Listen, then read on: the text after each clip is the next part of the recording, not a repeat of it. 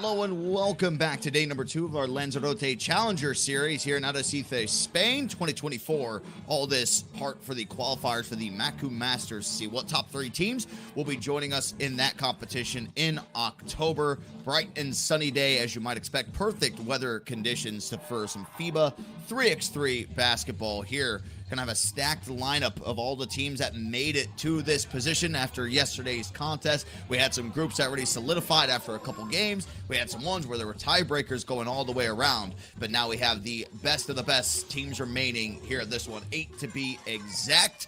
My name is Dirk, taking you through all the play-by-play commentary here tonight, as it is sure to be great competition. Everything will be starting off with Fribourg taking on Princeton. Following that, it'll be Hangzhou taking on Partizan. Dusseldorf will take on Lausanne. And Riffa will take on Vienna. Those are all the quarterfinal games that we have. And then later on, we will have our quarterfinals. And then, of course, the semifinal winners will square off into that final game to see who is going to be crowned champion here at the Lanzarote Challenger. As we have 2 teams that have faced off against each other just one time in the history of FIBA 3x3. And it was Fribourg taking down Princeton in the Penang 2024 Pool B. So not a whole lot of history to go around between these 2 sides. But nonetheless, I'm sure that it'll be great competition. You can see the players out there warming up, getting the free throw routines in, getting some jump shooting in there as well. Saw a lot of good jump shooting coming out from Princeton yesterday. And same thing from when we were looking at Fribourg, what they were bringing to the table with Kazadze as his shooting.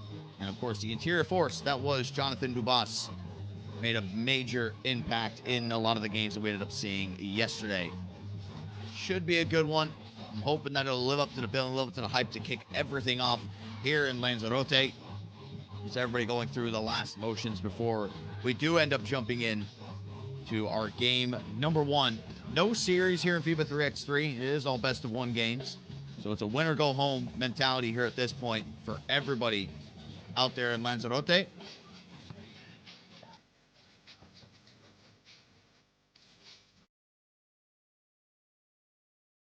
Players that'll be participating in this one for Princeton, you'll have number 1 Damon Huffman, number 2 Henry Caruso, number 3 Riley Grigsby, and number 9 on the inside Tyrone Nash. And then for Fribourg, there'll be number 1 Jonathan Kazadi, number 2 Thomas Jurkovic, number 3 Natan Jurkovic, and number 4 Jonathan Dubas. There you can see nice look there of Natan. His brother Thomas playing alongside them.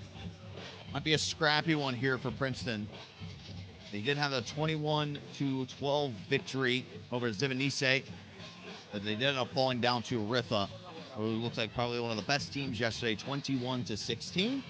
For Fribourg, they did go 2-0 in their pool. As a team from Switzerland, they took down Southcon 21-11, and then they also beat Vienna, who we'll see later on today, 18-11. So it kind of was easy work in Pool A for them. Princeton was the team that was in that Pool C. They split and went 1-1.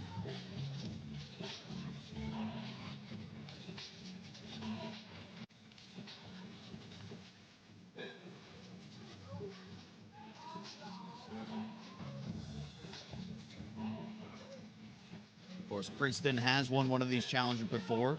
It was the Hangzhou Challenger in 2024. They placed second in the Langfang Challenger. So they have some top places going in their favor. But of course, this one, they want to try to solidify themselves to get to the Macau Masters. As it looks like we have the players getting squared away for the introductions. So let's throw it down to the floor to meet the teams playing in our first game.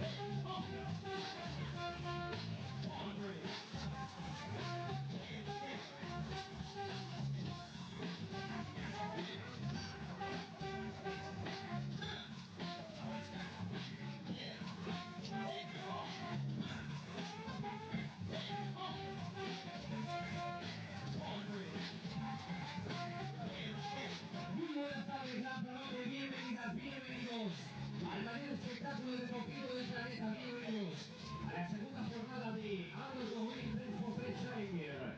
Es el momento de comenzar con la presentación del primero de los partidos que se disputarán en la tarde de hoy.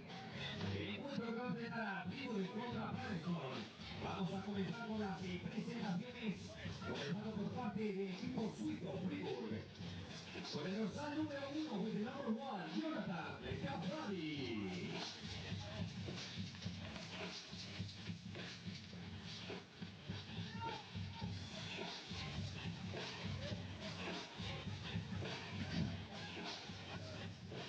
Con el dorsal número 12, Thomas Jurkovic.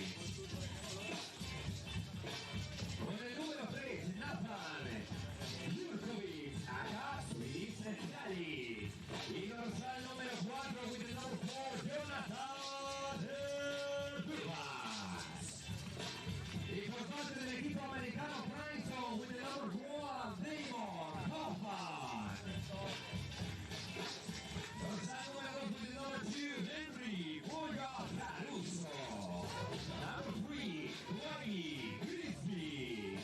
And number 9, Lion Tirasata J.D. Showtime, presentaciones realizadas, Lanzarote. Ya lo tenemos todo listo y preparado. Y se viene partidazo. There you have it. Both the teams getting squared away. The captains will go in there for the coin toss to see who is going to get the ball first. And it looks like it is Princeton coming out there on top with the coin toss victory. You can see our referee's been hard at work over the past 24 hours. Everything will close out today. We will obviously know the top 2 teams that'll go through to the Macau Masters, but the third place one will be solidified, I believe, by total points in the game. Of course, you can keep an eye on the website as well, as things will update following the conclusion of this event.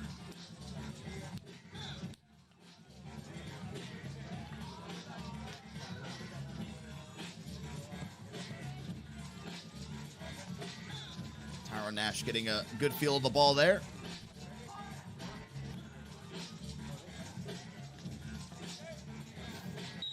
And we are about to get underway. Day number 2 here in Lanzarote.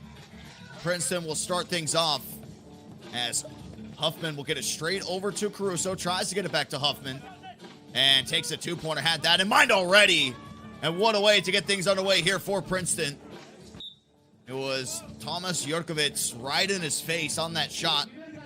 Looked like there might be no chance of it even connecting. But Huffman had different intentions. You can see he got him with the jab step, just enough space, hand right in his face, but nothing but nylon, finding the bottom of it. The most ideal way that you would want to start if you are Princeton. There's a little tangle, and that did send Thomas Jurkovic out of the game for the moment. Hope to see everything is okay with them. As substitution already comes in, Princeton does have the ball back there too after the foul on Fribourg. Tyron Nash gets it to Caruso, trying to work over top of that screen. They love the ball straight in. The entry pass is caught, but now Grigsby got to get something up with the step-back move! And already back-to-back 2s coming out there in spectacular fashion for Princeton. A quick 4-0 start, not even a minute into the game, as that one will be slapped away. As there's the steal there by Princeton, an immediate bucket, making a 5-0 run. Lubas will get it to Kazadi. Trying to go isolation over here on the left side. Gathers it. Nice behind the back. Thought about the step back. Now goes down the baseline, getting walled up. And Tyron Nash with the clamps right there. Not letting him go anywhere.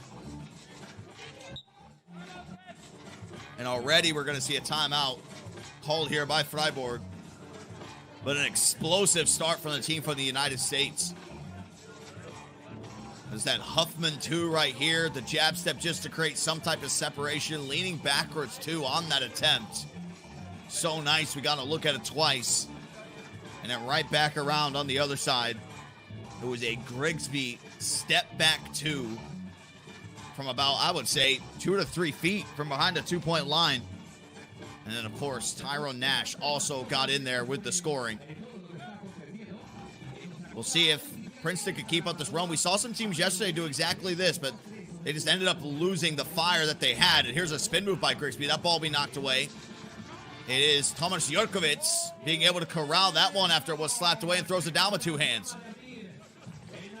Here's Huffman trying to create separation and does. There in the mid-range. 2 for 2. here for Damon Huffman from Princeton. Kazadi gets fed there through the back door. Huffman just a little bit of step behind. Not able to get right back in front of it. And it'll be a foul on Fribourg. A little tangled up there when trying to go through the screen. And you can see the pick and roll was able to just gather enough attention there for Caruso, where he just found himself a mid-range opening. Already 2 fouls called there on Fribourg, as I believe this one is going to be a turnover. Fribourg doesn't like this quick start that Princeton has gotten off to. You're starting to see the defense right up in their face almost every single time that they get the ball. As we have it now with Jonathan Dubas. Taking his time here with this one. They do get to Kazadi. Thinking about the gather. Only 1 second remaining. Has to put something up and does. Rattles inside of the rim and out. And that ball will be slapped away from Thomas Jurkovic right into the hands of Kazadi before a foul was called.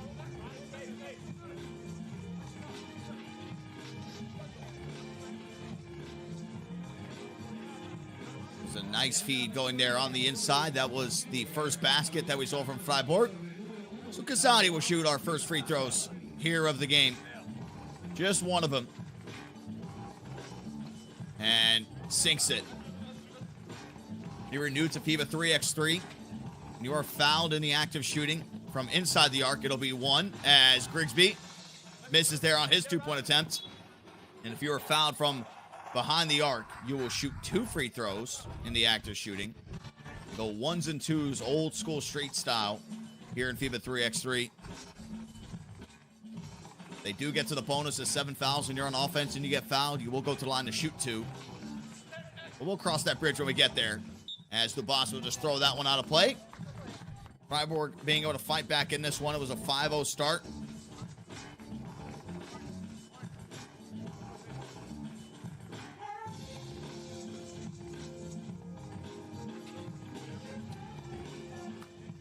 Here we are with Nash. Thought about backing it down to the basket. They'll get over to Huffman. Only 3 seconds remaining here on the shot clock. Gets the feed there into Nash. There's an open look for Caruso. That one just a little bit short. Thought Nash might just take that on the inside and try to go for the finish. But it was a good look nonetheless. As it is Natan Jurkovic pulling his way on the inside. Now back to a 2-point game. Caruso to Huffman. Huffman will step it back. Takes another 2. Little short there on that try. First jump shot miss that we've seen from him today.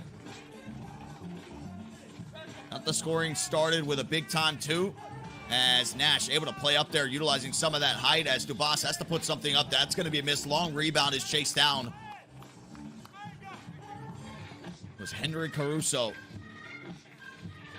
Pinned up here.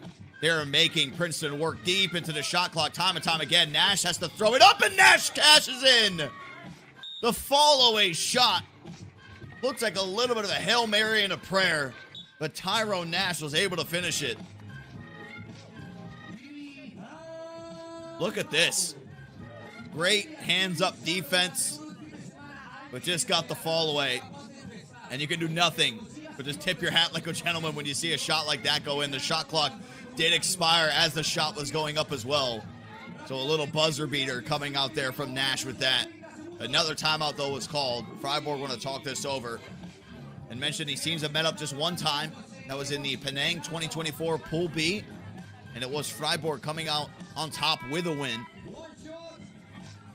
So Princeton trying to get some revenge here. Winner go home territory. No best of 3s, no best of 5s, no best of 7s, all best of 1s only. Big time shot coming out there from Tyrone Nash as we are back underway. Scoring slowed down a little bit more from what we saw before from Princeton. As here it is Thomas Jurkovic. Nice feed there on the inside, able to find Natan. And this one will be chased back out to the 2-point line. Nash will flare through, trying to get into the post. Ball will be knocked out of play.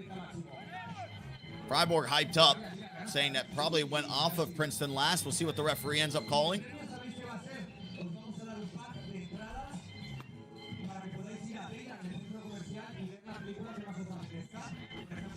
And here comes a long shot. Air ball, but ends up falling right to the lap of Thomas.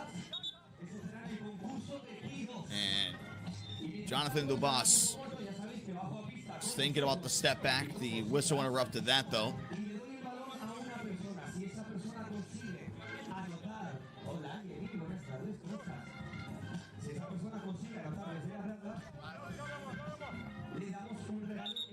And there comes a traveling violation. Things will flip back over to Princeton.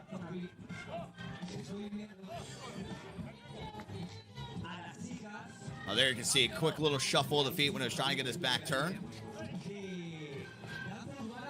Always nice when you can slow it down and see it. Grigsby will get called for a push-off here potentially. And that's what looks like it's going to be the call. There was an arm extended there in that play. And there you can see it. Thomas Jurkovic ends up hitting the deck. And ball right back to Fribourg. 6 minutes remaining here on the game clock. I want to try to get to that 21-point score as they try to go on the inside, trying to get this height advantage involved with Natan Jurkovic and Jonathan Dubas. But haven't been able to get it going just yet. As here's Huffman taking a 2, got that one blocked. Nice quick feed back there to the inside. Dubas misses the dunk and try to tip it in while he was still on the rim. So we'll go back over to Princeton. It was some high-powered offense from Princeton to start this one off. Not so much here right now. And can't do that while hanging on the rim. It was crafty, though. I like the idea. Caruso working out here on the left side. Able to get some space there on the dribble drive. We'll hook that one in with the right hand. 3-point lead now for Princeton. Right back the other way. Thomas Jurkovic will go to Kazadi. As Natan slips this. Can Nash play it to perfection? There's the alley-oop to the lay-in. You know he wanted to slam that one down. As now Nash tries to pull it his way there on the inside. That's going to be missed. Coming up short there on his attempt. Fribourg can tie the game here with a 2. The first time that we've seen a tie in this one since it was 0-0. And fouled there in the act of shooting was Natan Jurkovic. So one free throw will come into the mix here. Lots of pick and roll, trying to get the lob. Caruso not even in any type of position to be able to knock that one away.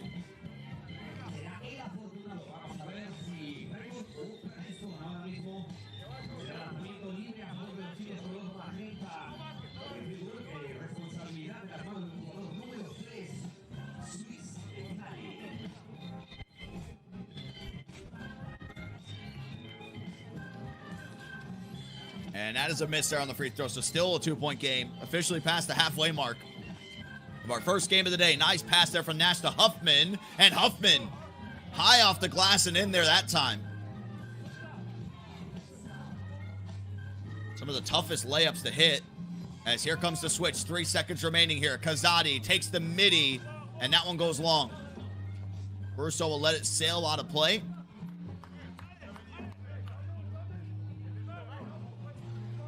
Feeling with the little back and forth that they had. I mean, still 4 minutes and 35 seconds left to go.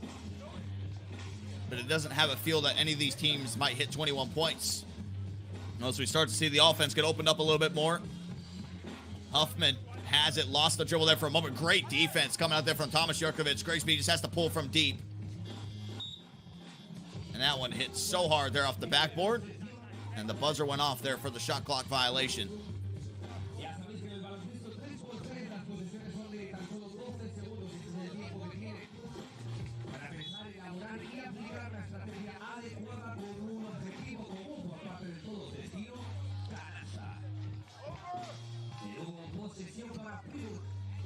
Dubas back to the basket. Got that one knocked away. Doesn't even matter because Natan Jurkovic was there.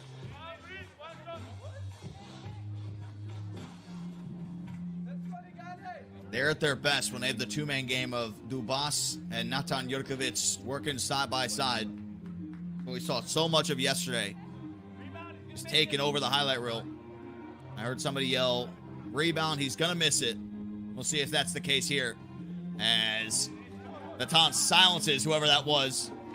Grigsby will have it and ends up losing his footing, sliding across the ground. Somehow got that one to Nash. They are able to get over to the corner here. Natan to Dubas. Dubas floats that one up with the right hand. Trying to chase down his own rebound. Cannot. Nash is there. Right place, right time. Here's Caruso lining up a 2 and knocks it down. Money there for Caruso. It's Got to be something about the last name. Everybody knows Alex, but have you met Henry? Here you can see some of the stats. 2 free throws going in favor of Fribourg in this one. Still down in the game. But look at the difference right now with the 2-point shooting. Just 1 attempt from Fribourg. Princeton getting them up. 3 for 8 from beyond the arc here so far in this. And that tone was set right off the rip by Huffman.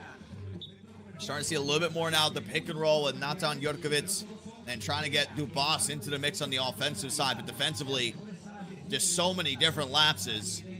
Not a single hand up there for Caruso. Gets a lot of loft there on his jumper. And we see another slip out there on the floor. We just saw one from Grigsby earlier. Now Huffman, as Caruso will get it over to Grigsby. Under 5 seconds remaining here. Nice little fall away move from Grigsby as he knocks down the jumper. 12-7. Dubas, he tries to answer with a 2 of his own and does. No one there to get a hand up either. And that is just the first 2-point make. Caruso trying to go back-to-back on his attempts. Stealing a line from the OG, but it's the Caruso. Dubas in the post. Tries to spin off of it. Walled up there by Huffman. He hits the floor. And they were calling for the shot clock violation there. As Huffman limping off there a little bit. That's what happens when you have to go down there with Jonathan Dubas in a 1-on-1 scenario. As he checks out of the game, 14-9, 3:02 left. Ball will be right now with Tyron Nash. Gets the feed there to Caruso to go 3 for 3 from behind the arc. Henry Caruso lighting it up here in Lanzarote. Kazadi tries to respond. He can't. And now it'll be tipped in. Good chase coming out there from Natan Jurkovic. Caruso with the lofted feed there into Nash. A quick turnaround. Floater coming out there from the big man from Princeton. 7-point lead. Kazadi trying to find an opening and does there from the free throw line. Nothing but net there on that jumper. Grigsby will set the screen. Caruso comes off it with a full head of steam, creates some contact. There'll be a free throw coming up here for Henry Caruso.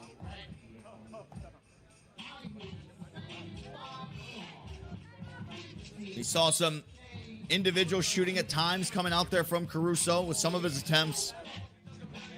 But there's something different about this first game today. 3 for 3 from his tries that he's had from behind the arc. Kind of left Fribourg scrambling. Not the deficit that you want to be at, especially when you just have 1 made 2 in the game. Huffman got himself a couple to open things up. Caruso was able to get 3 in a row. Just way too much space. Almost disrespectful at that point. That was the first 2 that Fribourg made there, the Jonathan Dubas. See all the crowd that's in attendance all over there to the right side. Not a bad seat in the house, especially when you got a view like that in that backdrop.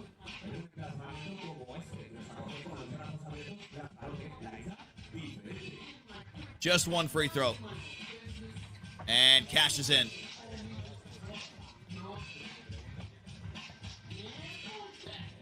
Kazadi taking a lot of time here off this clock, trying to work it around. It will be slapped out of play. It's going to stay with Fribourg. They can see the shot clock under the basket. 2.1 here for Fribourg. It's more than likely going to have to be a quick shot or 1 pass into a shot. It will be Dubas with it.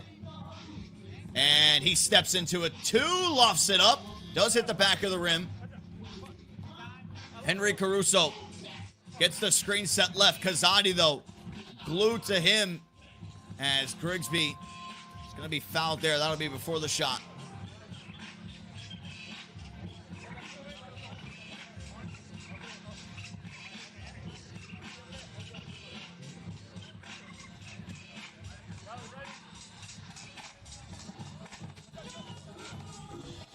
Here is Grigsby. Attacking. That's going to be a miss. We're going to have to see some more consistent offense coming out there, and Dubas needs to hit that layup. About as wide open as things can get. That would have been at least been able to bring it to within a 6-point game.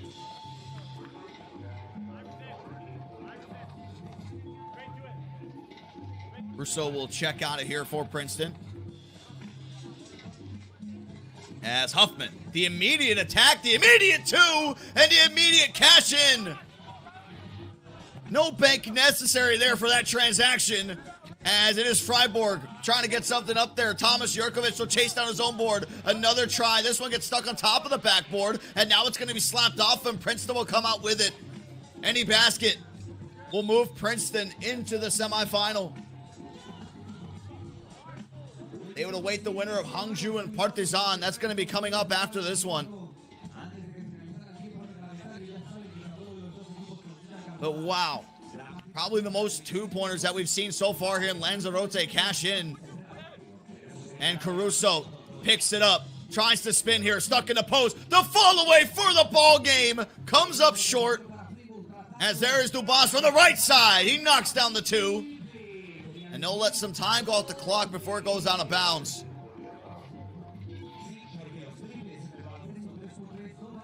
Just one more basket for Princeton. Jonathan Dubas with a spectacular walkout move.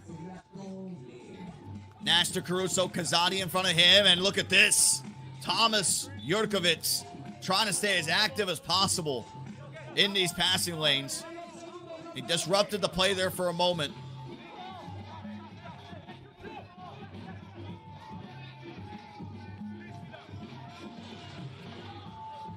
And it is going to be a turnover, so Fribourg will get it. Got to have more twos. Kazadi onto the inside. I don't know if that was a shot attempt. I think he was trying to get the entry pass. Nonetheless, Dubas able to finish off the scoring. Grigsby will go to Nash. Has the size advantage here on Kazadi. And was able to blow by him there, but a foul was called. That'll be the 5th foul called there on Fribourg. Now everything all even. Only 27 seconds remain.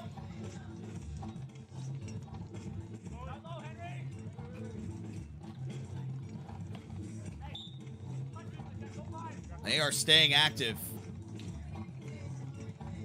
It's about that defensive intensity you would expect being down 6 with such little time left. Grigsby trying to bully his way. Thought about the turnout ball. We slapped. Natan picks it up. Natan will take the deep 2. That'll go to Dubas. Right back to the cutting Natan there on the inside, but they can't get the make. This one will come to a close, though. What a game it was to open things up. A phenomenal shooting display being put out here by Princeton. They've matched up against Fribourg just one time before coming into this game. As that one just poked off the top of the rim. So Princeton able to level things up all time here against Fribourg, 1-1.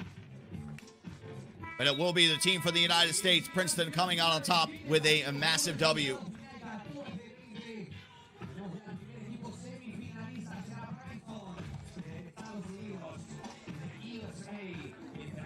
That was our first quarterfinals that we had. And the final score is going to be 20-14. Fribourg are eliminated. We will not be seeing them later on today. Now Princeton in this tournament will move to 2-1, but look at the heavy advantage that they had from the two-point department. 6 of 11. Might be the most twos that we've seen so far here in the game. Got out-rebounded. Didn't even matter. Free throws did not play that big of a factor here in this one. But congratulations for Princeton, our first team that'll be moved into the semifinal. And it won't be the last that we see of Fribourg moving forward to FIBA 3x3, but it will be the last time that we have seen them here so far in this tournament.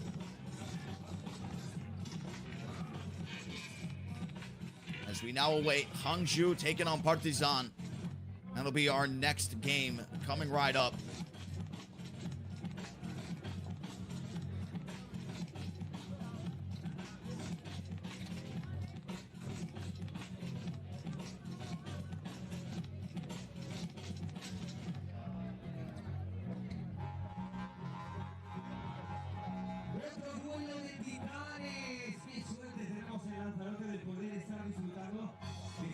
Todo 3x3 es primerísimo nivel de deporte olímpico y presente ahora mismo en los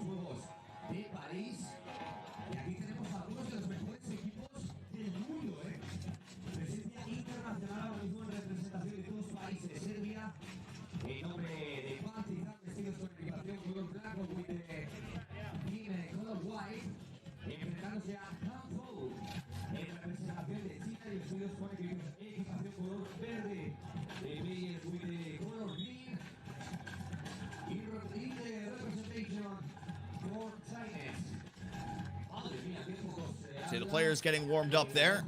Hangzhou, Partizan, our next quarterfinal game.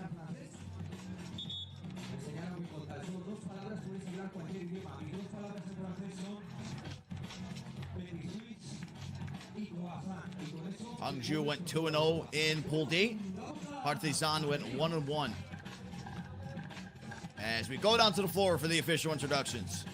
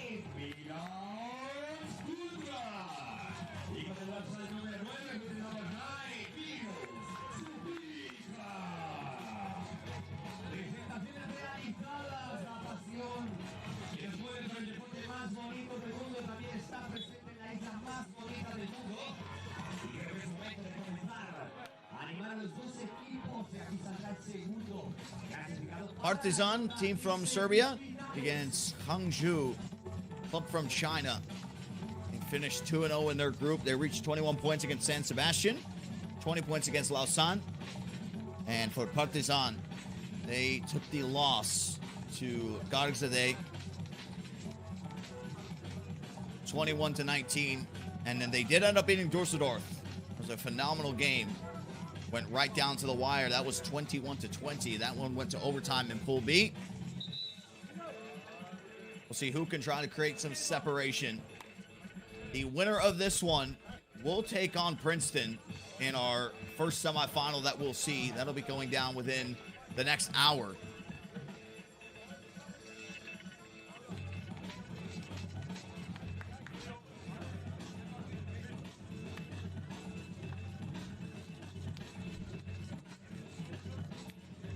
As we got everything squared away.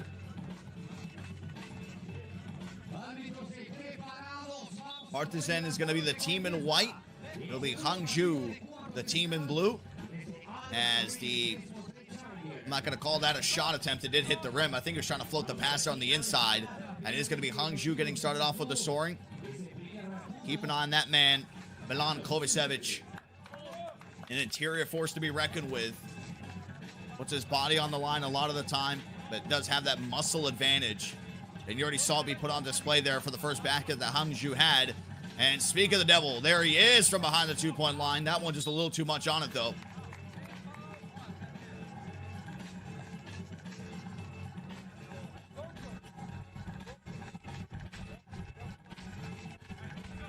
Saw him take over a lot of the scoring for Hangzhou yesterday.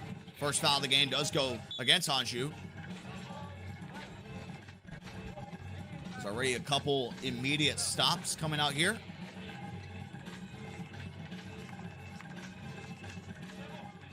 And Hangzhou get the ball right back. Another stoppage of play. Back-to-back fouls called there on Partizan.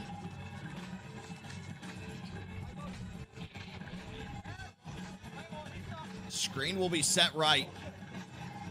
As there was an opening in down low, but the pass came just a little bit too late. The intended target, Samardzic. And it will be slapped away there by Bursak. But another stoppage. Alexander Bursak will hit the bench. 2 fouls apiece now. Vidovic trying to stay in front. Doesn't end up getting switched into the play. They're trying to get the feed in there down low. Almost lost the footing for a moment. And it looks like we're going to see our first free throw of the game coming out here. And it will be Partizan being fouled on that attempt. See the wrap up. That was Bogdan Dragovic going down to the floor. Wincing in a slight bit of pain, holding onto that left wrist.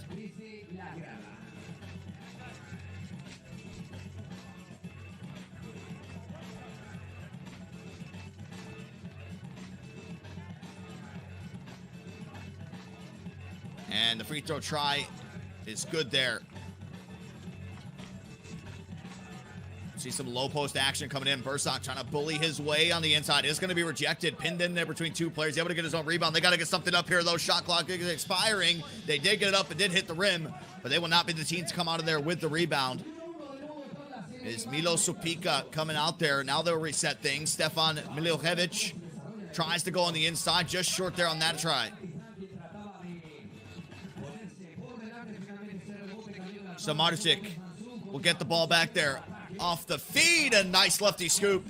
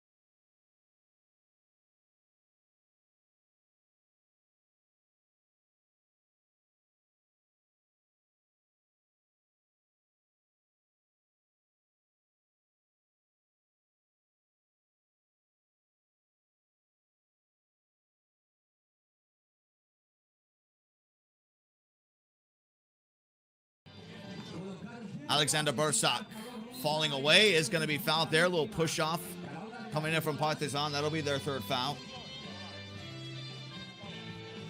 They have squared up against each other 3 times. And it is Hangzhou getting the better of them 2-1. But those matchups all came in 2023. It's the first meeting here of 2024. And the free throw try gets a little shooter's bounce going in there for him. As Hangzhou will take back a 2-point lead. Nice feed there to the interior. Can't get the layup to go through some of the contact. And Hangzhou able to scramble their way out of this one. So Maricic will get it to Vidovic. Only 2 seconds remaining. The step back deep into the corner. Lots of bodies there. Hit off the backboard. Shot clock did go off, but it was Partizan able to get the ball in time.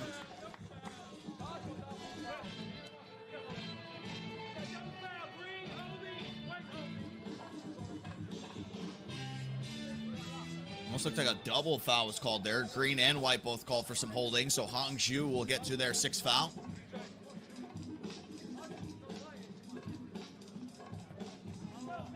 Hangzhou, gotta be careful. Already just 1 foul away from sending Partizan into the bonus. Stefan Milivojevic trying to work around here, trying to get some type of space. Does he get the step in front? He does not. And that one does bank in. Unfortunately, it will not count there for Milan Skundrik. See Quincy Diggs stretching out there in the background. As the nice driving attempt is going to be blocked, though. That was Goran Vidovic trying to get that one. And the number 2 on the opposite side, Bogdan Dragovic, ends up missing his try from behind the arc. Low-scoring affair here in our second quarterfinal. Milan Kovacevic going to be fouled out there by the 2-point line. He's starting his attack. Both these teams not scared to utilize the fouls that they have their way. And there you can see just a little bump. Knew he was going to get beat. Committed too high up there when playing defense. As there's the floater. Nice rebound, though, coming out there from Alexander Bursak. There from Hangzhou. 3-point lead. Here's Milan Skundrik from 2. No good on that attempt once more. They try to get the pick and roll back into the mix. The ball will be knocked away. It is going to stay here with Hangzhou.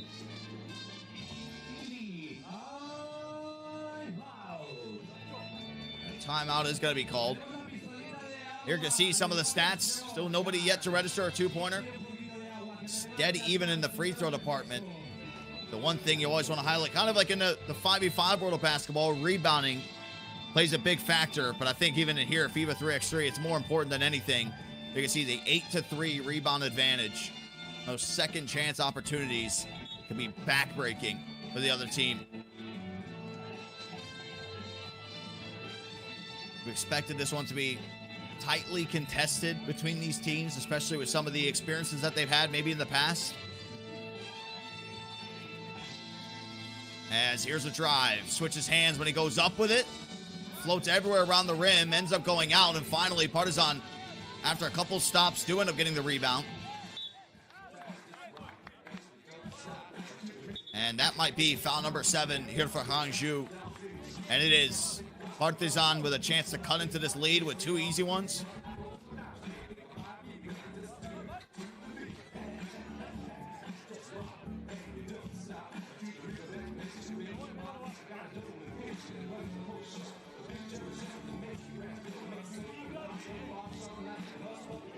First one is good. Still 6:35 to go. They're in the bonus already. This comeback could be brought to you by free throws. The best situation that they want to be in. He does split the pair, though, at the line. Milan Kovacevic working out here. Nice spin move. Gets stripped, though, going on the way up. A chance to pull it to within 1, and they do just that. Stefan Milivojevic able to bring it to within 1 point here for the Partizan. Here comes another attempt, walled up to perfection, and there it is, right place, right time. Milan Kovacevic with a second chance opportunity here for Hangzhou to push it back to a 2-point game. Shot coming off there in rhythm, knocks it down there for Stefan Milivojevic.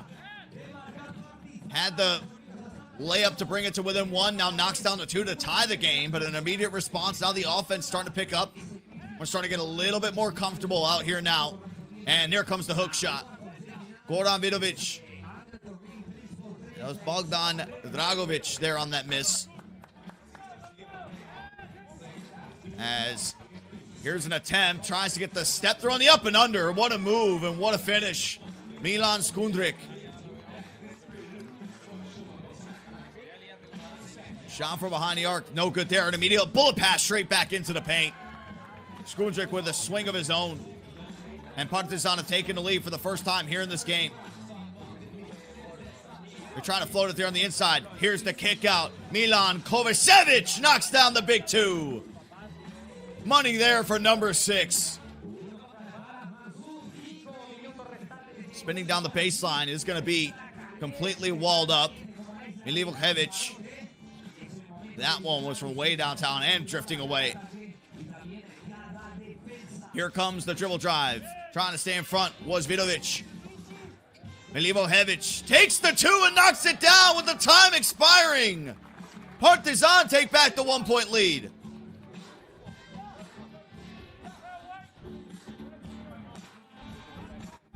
Just when we were talking about the offense being slow here in this one, both teams have been able to turn things around. It's a very windy day out there in Arrecife. Of course, being by the ocean, that kicks up a little bit more as well. Goran Vidovic will take it off the dribble, steps into a 2, can't knock it down. Hard off the back of the iron, and Stefan Milivojevic will get it over here to Dragovic. The nice elbow jumper is good. Partizan, their largest lead of the game here so far, 2 points. There's the kick out. Bursak tries to respond with a 2. Can't get it to go. Rebound is going to be corralled there by Partizan as they try to get the immediate feed down there to Milo Sopica. And guess what? There was a foul called. 2 free throws coming up here for Partizan.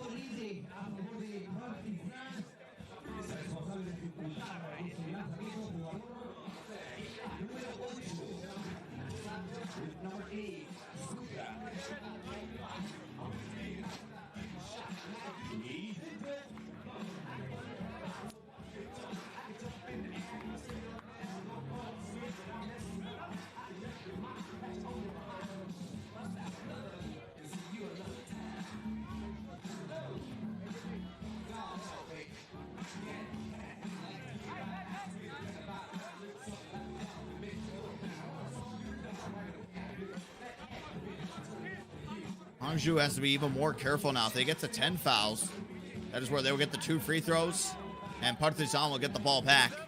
Hard to recover from those instances, especially if you knock down your free throws. As Hangzhou can't get the 2 to go. That was Kovacevic with the miss.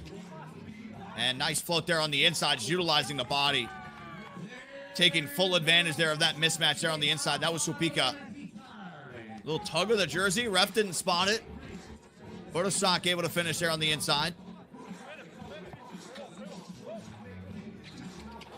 Here it is. Bogdan Dragovic with the floater. Pretty move coming out there from number 2. And he gets a steal right back on the other side. Able to take it back in. 2-point swing in just a matter of 10 seconds. Coming out there from Bogdan Dragovic. Partizan starting to feel real comfortable here in this one. But what a response that was from Goran Vidovic. Straight walled up defense. But able to utilize the glass to finish off that attempt. There's a 5-point game with 3:15 to go.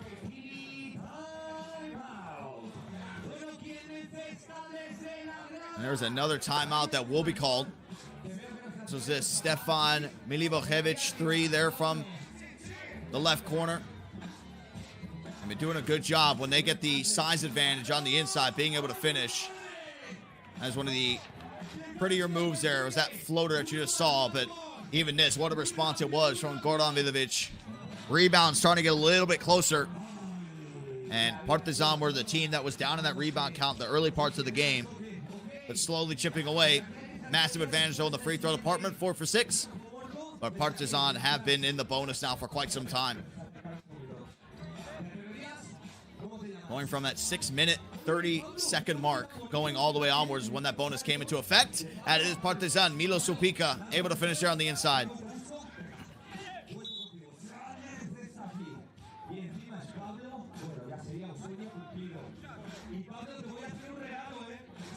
And we got ourselves another foul. Partizan with their 7th. So Hangzhou will now get some free throws here to work with.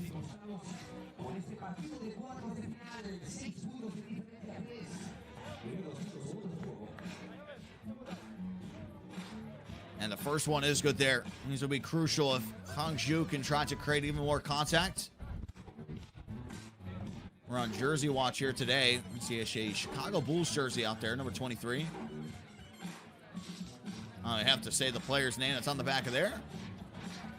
Michael Jordan. Saw a Diego Costa Spain 2014 kit yesterday. Tupac shirt. As nice interior feed. Milo Supika been doing a phenomenal job of utilizing the body just to create so much space there on the inside. You're now just 4 points away from victory as there's a nice drive. Goran Vidovic able to finish this time with the left hand.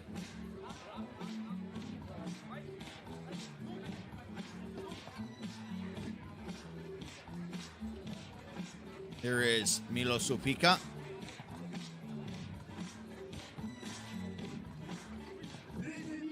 Partizan able to just remain so consistent now here with the offense. They got the 21 point in mind. There is a response, though, coming out from them.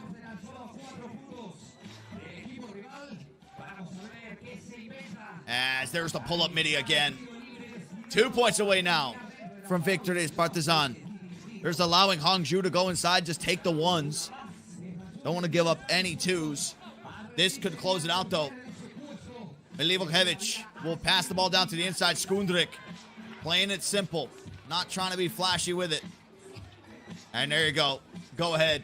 Take your lay-in. Nice little behind the back move. Getting crafty with it. It's going to be walled up there, though. As Skundrik steps back into a 2. As soon as I say they're not going to be flashy, they're trying to get that one to go. And the possession will flip here.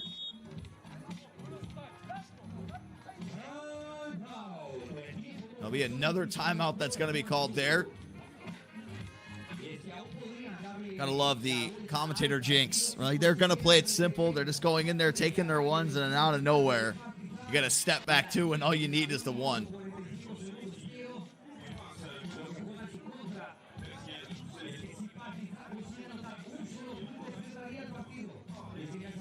This is with our second quarterfinal. Hangzhou taking on Partizan.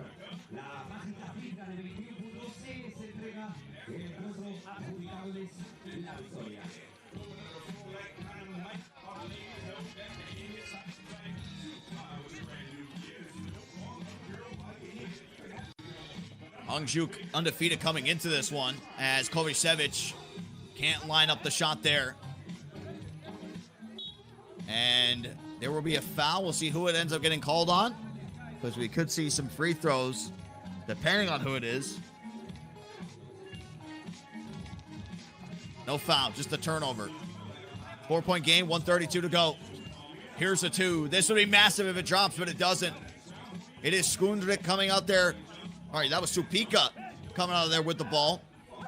Nice feed on the inside. Defense starting to pick up. They're getting their stops. Milivojevic stops there at the free throw line. 2 plays going to the paint, and that'll do it.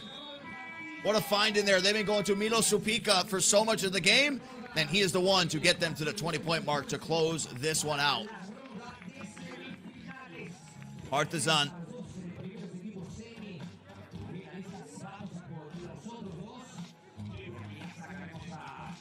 (21-17) your final score. So Hangzhou get handed their first loss here in Lanzarote. And it'll be Partizan moving to 2-1. They split their pool play 1-1. And there you can see the stats. That rebounds were crucial with them able to make that one even. A lot of attempts coming from behind, 2-point land, but not the highest success rate. And free throws, obviously, we're talking about the bonus factor. Definitely played a part. Hangzhou have been eliminated. Partizan will move on forward. They will play Princeton, our team from the United States. So sure have some fireworks, I would assume. But it was a very slow start. It took us about 5 minutes to get 1 minute through on the game clock because of how many stoppages that there were. But ultimately, it was Partizan coming out on there with the big win. As now we can turn our sights to the next game. It's going to be Dusseldorf taking on Lausanne. It was Dusseldorf finishing 1-1 in their group. Meanwhile, Lausanne, they were the 1-1 team there in Pool D.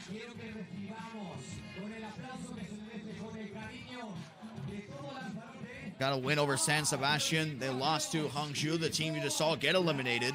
And for Dusseldorf, they took down Garxide, and they got taken down by Partizan. So no rematch in the sightlines just yet, but anything is possible going down the stretch. We're going to step away, take a little bit of a break. We have the dancers go out there and do their thing. When we do come back, it'll be Dusseldorf taking on Lausanne.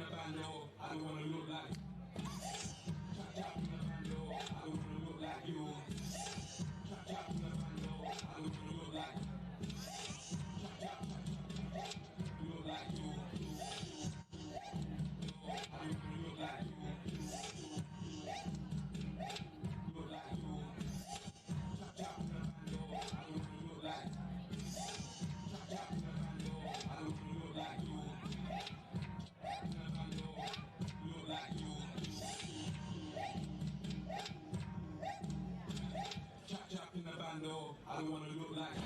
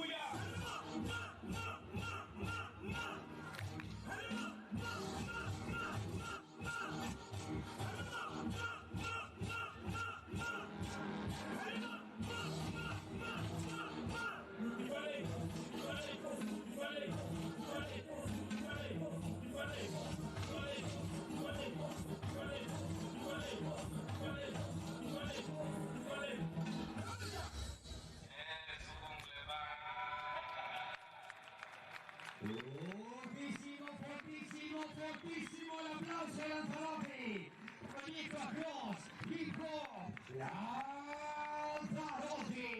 Prontito se queda ese aplauso para las chicas y el espectáculo que nos han brindado.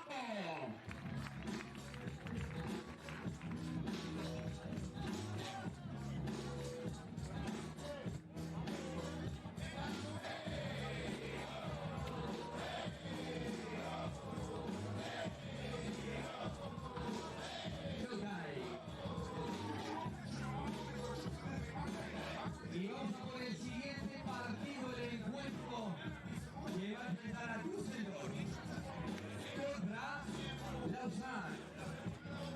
¿Qué pasó, muchacho?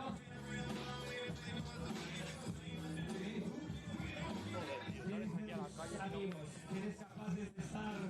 Welcome back here to the Lanzarote Challenger and the entertainment going down. And it'll all have everything squared away for our two next quarterfinal games. It'll be Dusseldorf taking on Lausanne. And to close it off all in the quarterfinals will be Riffa taking on Vienna. The Dusseldorf and Lausanne, the two teams that will be squaring off. Both these teams ended up finishing 1-1 in their pools. Lausanne ended up beating San Sebastian, but they ended up losing to Hangzhou, who we just saw get eliminated from this tournament. And for Dusseldorf, they beat Guard today, and they lost to Partizan, who we also just saw in that last matchup. So it should be a good one with two teams currently sitting at 1-1. We'll get these two quarterfinals out of the way. We'll take another quick break, and then when we do come back, it'll be the semifinals, but still got a couple more games to go through. Let's meet the teams out there on the floor.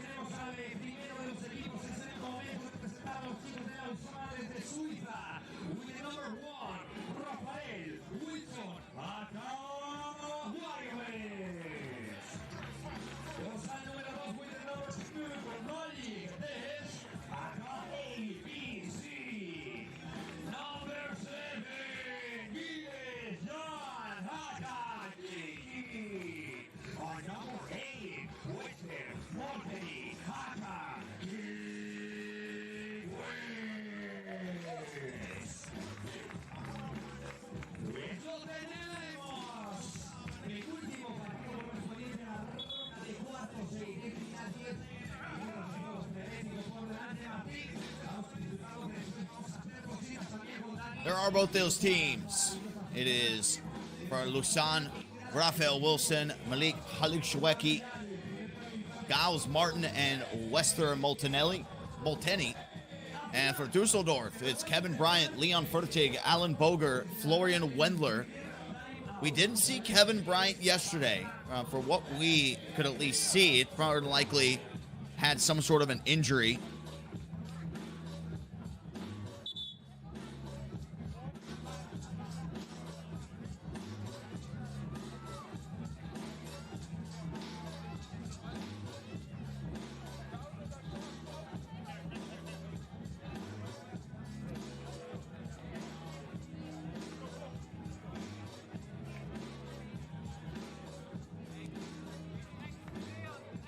So we'll see if maybe we get a Kevin Bryant signing. Maybe he was just saving it for the knockout stages days.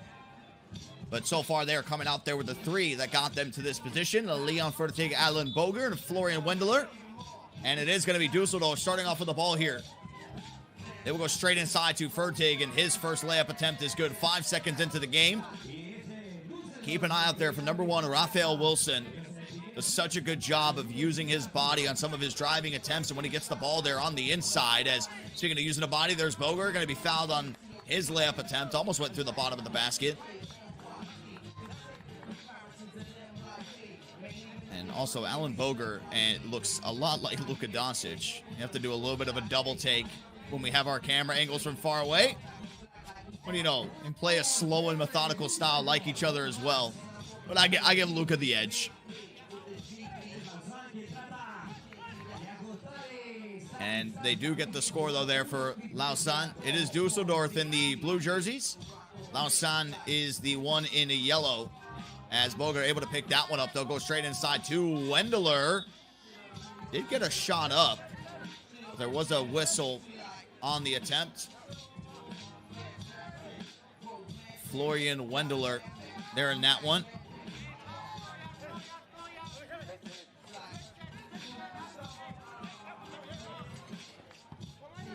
Two now. Leon Fertig trying to work out here in the mid-range, trying to get the pass on the follow-through there to Florian Wendler. Fertig was the highlight man for Dusseldorf yesterday in their last game that they had in Pool B against Partizan. He hit the big 2 to tie things at 19, but ultimately they ended up falling in an overtime game to our team from Serbia. As there's a shot there from Malik from way downtown. Boger will get the rebound. Immediately finds Fertig there on the inside. And a huge rejection. Hits the floor there as well. Malik will take the shot from the right side and cashes in. What a swing coming out there. Molteni getting the block immediately led to a 2. And now Lausanne with a 2-point lead early here in this one. Great sequence on the help defense there. Get that shot out of here, he says. And there's the coach from yesterday who's off into the background, who's been barking out some orders. It's now the second time the refs had to say something to him within a 24-hour period. There is no coaching, only after and before games.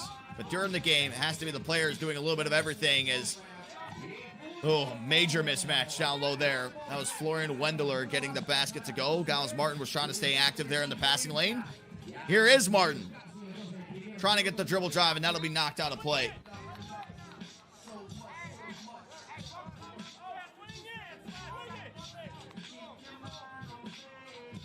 Lausanne and Dusseldorf all time are split 2-2 in the overall record. For Lausanne, they have gotten wins in the Lausanne 2023 Pool B and the Zhejiang 2024 quarterfinal, but they did fall in the Kek Hushu 2023 semifinal, the Quebec 2024 Pool C. So, sitting right at 500. This one could be the separator here in 2024. Lausanne back up by 2. As it's Leon Fertig trying to bully Martin there on the inside. Got a step through, and it is going to be whistled there. Travel violation. Giles Martin does a phenomenal job, despite not having the height, being able to get real physical down there. Not as easy as you think. Anytime that he is guarding you, they think that maybe they could just try to bully him every single time, as Lausanne with another score, 3-point lead. Leon Fertig with a back to the basket. Malik Plukzwecki, the one guarding him, as that one will go out of play.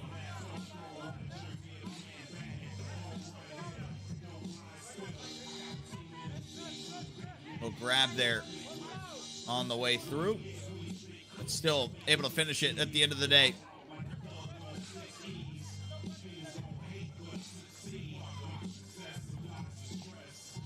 And they have to just put something up there. That was Boger. Almost chased down his own rebound, but does go there to Raphael Wilson. They'll go out to Wilson. Full head of steam for him. They try to wall it up. Good kick out there. That'll be Wester Molteni knocking down the 2. All systems go here for Lausanne. 5-point lead now. Here comes the step back. Fertig from the left corner. Way too much sauce there on that one. Molteni will get it there on the inside. Here comes the flare up for Wilson. Takes the shot in rhythm. As Alan Boger turning around. Fall away shot there from the right side. Doesn't connect. One more quarterfinal after this. It'll be Riffa taking on Vienna. There could see the 2 from the right side from Malik Plukshawecki. And then Giles Martin doing a phenomenal job. Despite not having the size in his favor.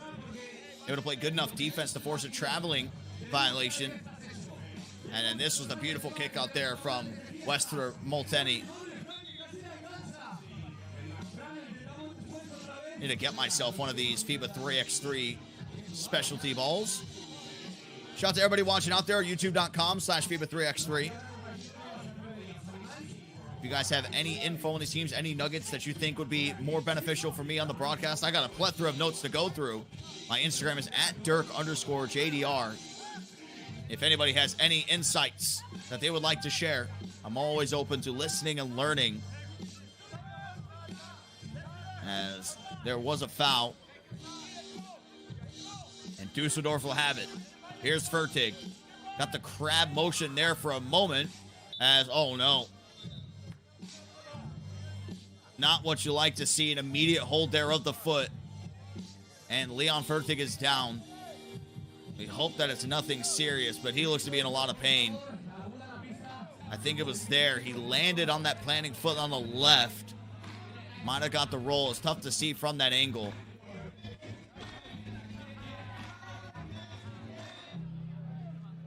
They're stretching things out. We'll have the medical team come out just to make sure everything is good.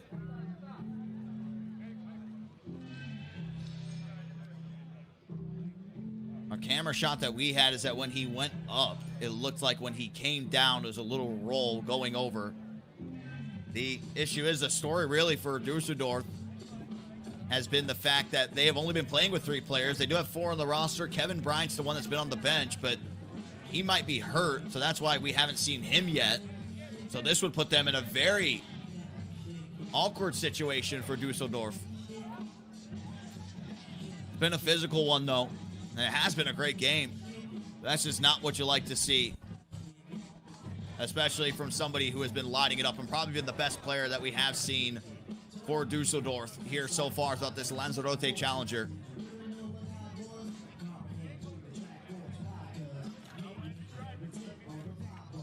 Lausanne did have a lot of rhythm. And there you can see, I think it was as soon as he landed after that pass attempt. That's where it came. He is up and standing. They have brought the stretcher out.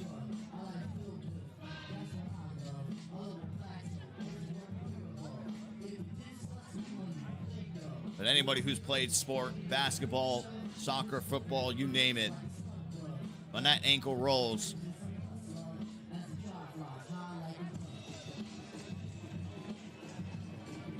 you can see the stats that we've seen so far in this game. 2-point advantage is going to Lausanne.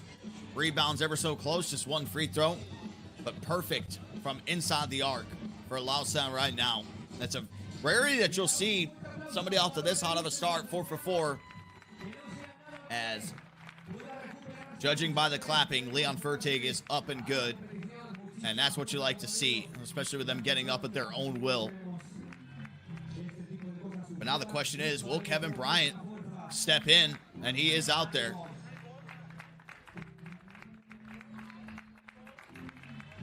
This will be the first minutes for number 0, Kevin Bryant, for Dusseldorf.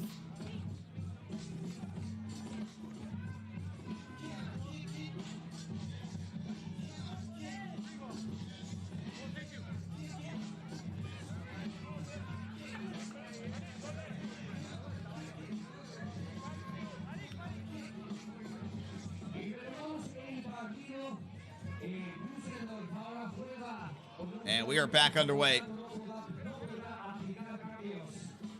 Kevin Bryant being tasked with guarding there down low on Molteni.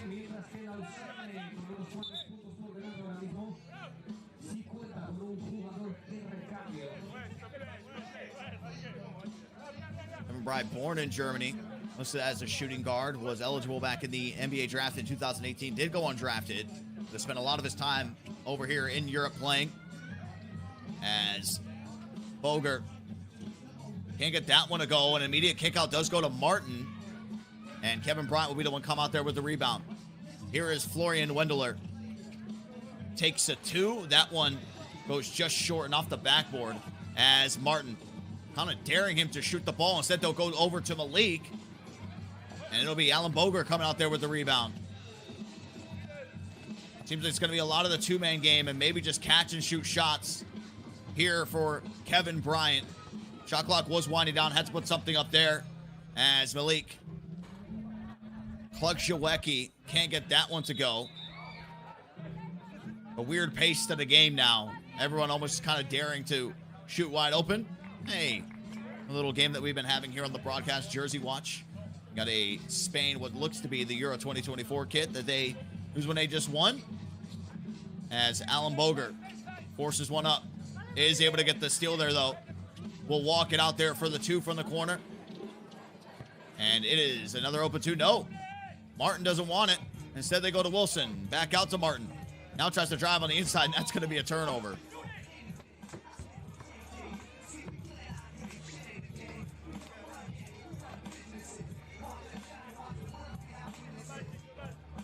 As number 7, Giles Martin, will go to the bench.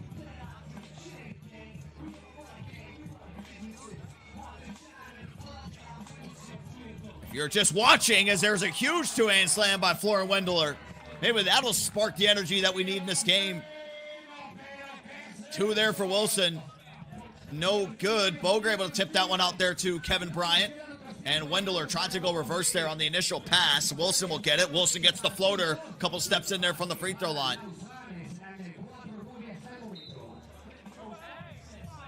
And have Kevin Bryant, due to injury so far in this one, he was the man on the roster.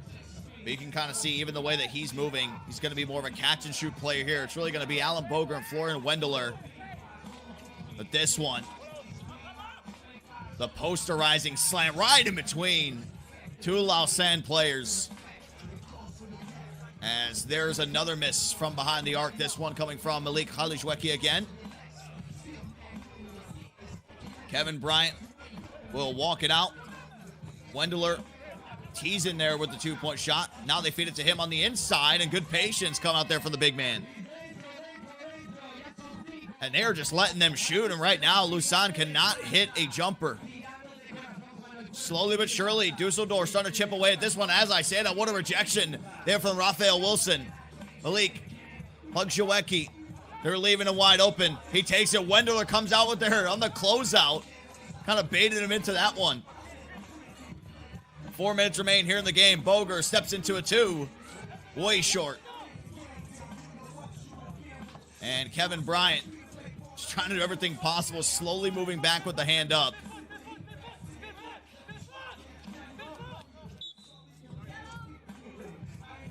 If you're just tuning in, maybe you saw Dusseldorf play yesterday. Leon Fertig did go down with an injury, and that's kind of changed the entire flow of the game, really, for both teams. As this was that rejection there by Raphael Wilson, immediately was picked up by his team.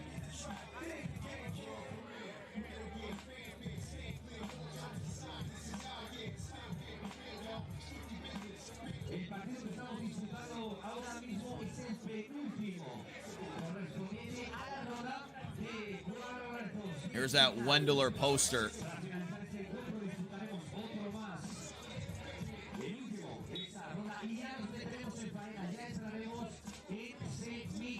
Fertig out with the injury. Puts a lot of pressure on Alan Boger and Florian Wendler to take control of this offense. With Kevin Bryant also battling an injury. It's his first time actually seeing him play in a game. Here in Lanzarote, and the bank is open here on a Sunday. Not usually the case. 3-point game, and Bryant can't get the stop there. Had some good defense. Ball will be slapped around. Wendler will bring it back out. As trying to find Boger. Gets there on the inside, and is going to be a foul called. That'll be on Martin. 5 fouls for Lausanne.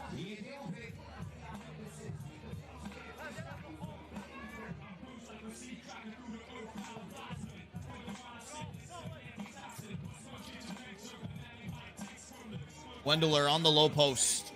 Will decide to fade away here off one leg. And it'll be the shortest man on the floor, Wilson, coming out of there with the board. Malteni was fighting there on the inside. Foul will be called.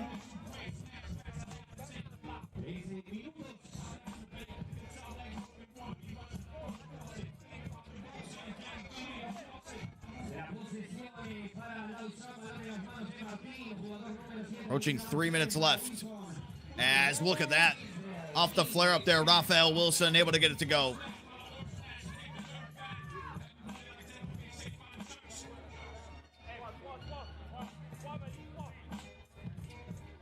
Boger with a deep shot.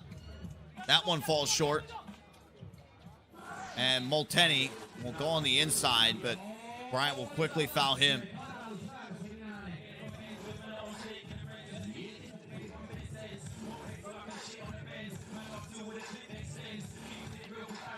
And there you go, Raphael Wilson, little Ole defense being played, able to throw it down. And just hoisting a shot there was Boger from the right side. Saw him hit a pretty fall away shot from that same spot yesterday. Wilson will get it to Malik, and Malik able to cash in there. It might be his second two-point make they've had so far in this game.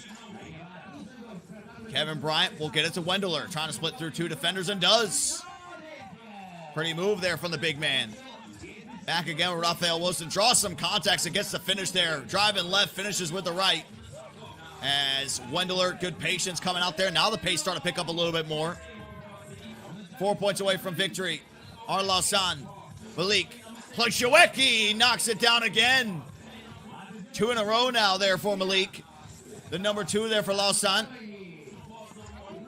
Over to Wendler. Kevin Bryant for 2. And that one's an air ball. A 2 could win it here. Wilson wants it. This will be for the game. Knocks it down. Holds the follow through. An unfortunate sequence of events for Dusseldorf. Losing Leon Fertig due to injury changed really the entire trajectory of this game. But even before the injury, it was Lausanne that was firmly in the driver's seat here in this one, as they get the big win over Dusseldorf, 21-9.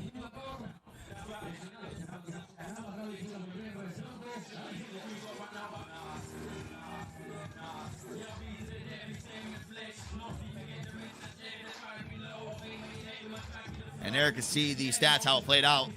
18 attempts from 2, made 6 of them. A perfect 9 for 9 on the interior for Lausanne. The rarity perfect game coming from inside the arc, and the rebounds going in their favor. As Lausanne will now move to 2-1. They will be in the semifinal. They will play the winner of Riffa and Vienna. That will be coming up here shortly. Tough way for Dusseldorf to go out. But if you're Lausanne, you take the win however you can get it here in this one.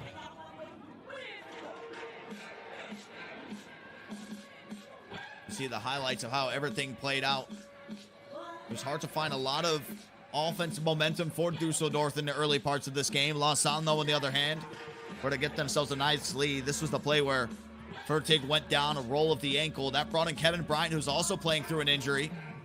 Has yet to play a minute here in Lanzarote. Got his first couple minutes of game time, but you can see just playing off ball for the most part, not getting heavily involved. From that point, it was Alan Bogert and Florian Wendler trying to take control with the offense, but it was Lausanne being able to get the win. They moved to 2-1 overall here in this. This all sets it up for Riffa and Vienna, our final quarterfinal game.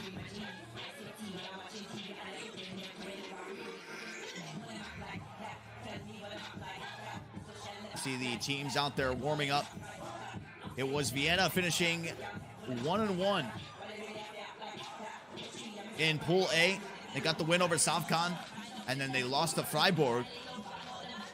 Riffa, on the other hand, they have probably been the best team here. They won 21-13, then 21-16. In Pool C, they are 2-0. As we got a little change of the jerseys that's coming out here. It is going to be Riffa in the black jerseys. Vienna will be in the yellow. Let's head down to the floor to meet the teams.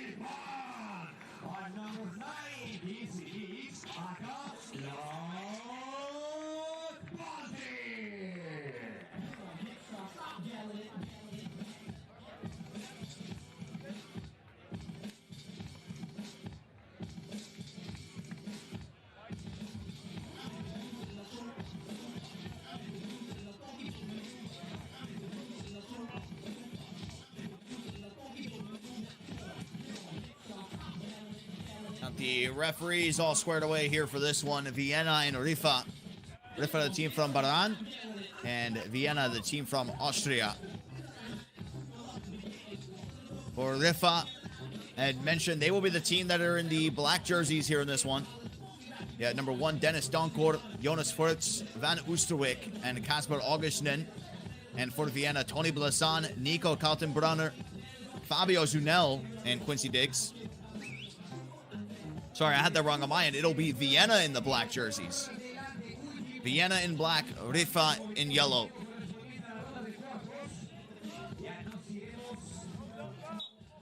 And to start off with the ball, it is going to be Riffa.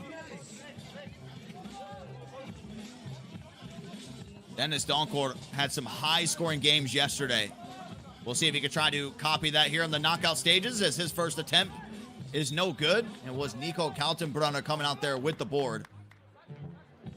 But already the first foul whistled there on Riffa in the first 14 seconds.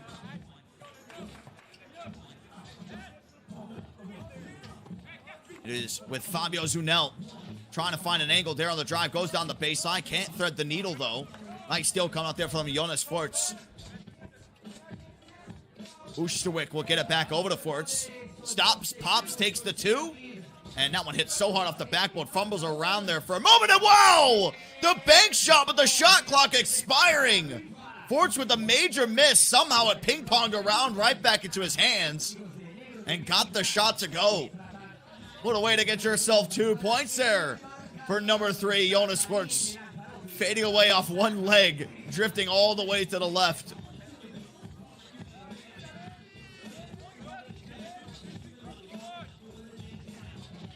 Here it is, Zunel trying to respond. Quincy Diggs will be down there to get the rebound, and good way to fight through the traffic there of Doncourt. Oosterwijk will go to Doncourt, takes the 2, and that one will come up short. Quincy Diggs just palms that one out of the sky. Here is Quincy, a couple crossover moves. There's his attack, and off the left side of the rim and out. Kaltenbrunner comes out with it, threads the needle on the bounce pass. Quincy Diggs from the right. Can't get the 2 to go. But look at that. Nico Kaltenbrunner being as relentless as possible, barreling his way into the paint.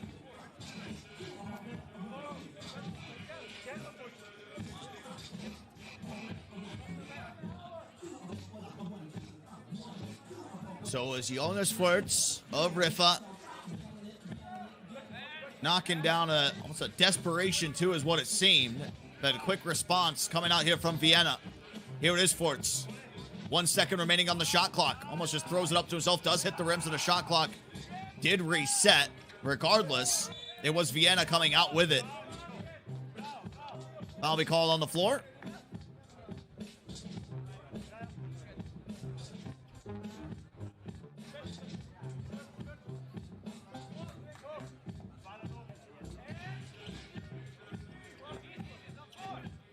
Tony Blasan loses the dribble. Couldn't see the ref's hand which way he was pointing to see if it was going to stay or go.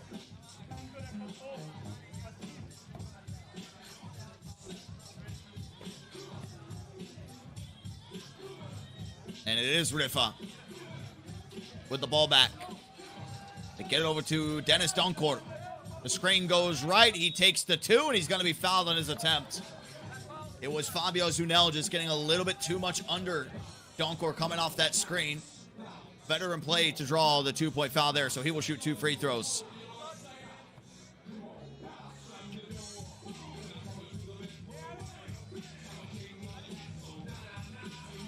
And, ooh, almost makes the first, but almost only counts in horseshoes and hand grenades here in this world. Trying to split the pair here at the free throw line. And, oh, same type of bounce, but this time it does drop in. So 1 for 2. Quincy Diggs from downtown. That one scratches the bottom of the net, not in a good way.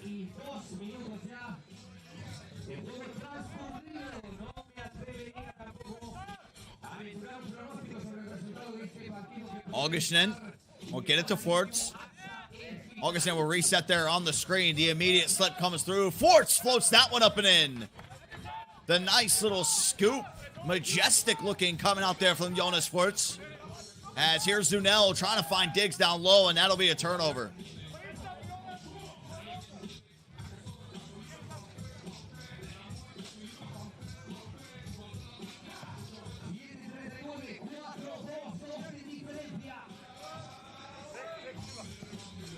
Jonas Sports in the mid-range. We'll get it out to Augustin. Little too much there. Hard off the back of the rim. And does go out. And the ball looks like it might stay going this way of Riffa.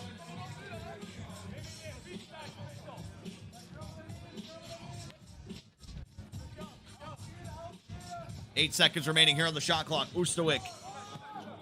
He did a lot of his damage yesterday, was slipping off this, had a lot of speed that a lot of the players couldn't keep up with. And Van Oosterwijk was on an offensive tear in some of the games that we saw. Great defense coming out there from him again. 3-point lead, trying to add to it here. Riffa. Jonas Schwartz. Nice little crafty pass there on the inside again to Van Oosterwijk. Showing off the scoring, showing off the playmaking. As a foul be called.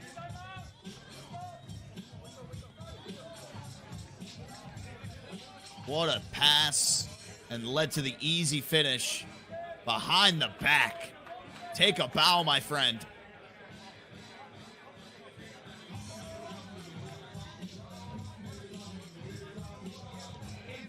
Here you can see the stats. No team really having a lot of success so far from two-point land. Vienna, despite having the massive rebound advantage here in this game, still down by 4 points.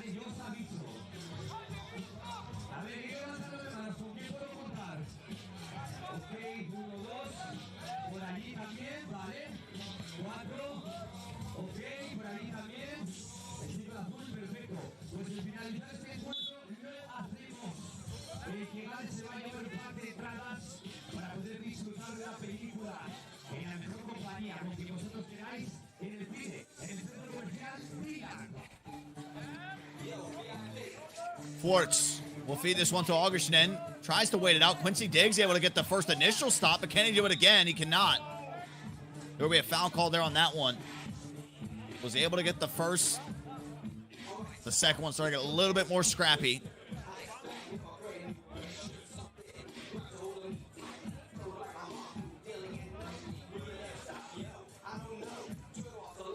Augustin. That one bricks hard off the front of the rim. So it will be Vienna getting the ball back.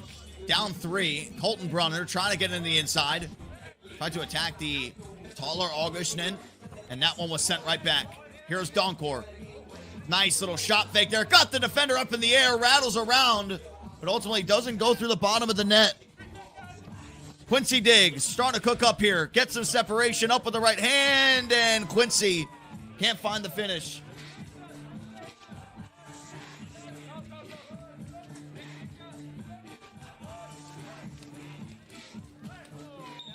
It's a little fumble there on the baseline. Looks like things will flip. Low scoring one. About 53 seconds away from the halfway point here of our last quarterfinal game. And here it is, Vienna. It'll be Tony Blasen lining up the 2. That one will be tapped around, and it is going to be Oosterwijk coming out there with it from Riffa.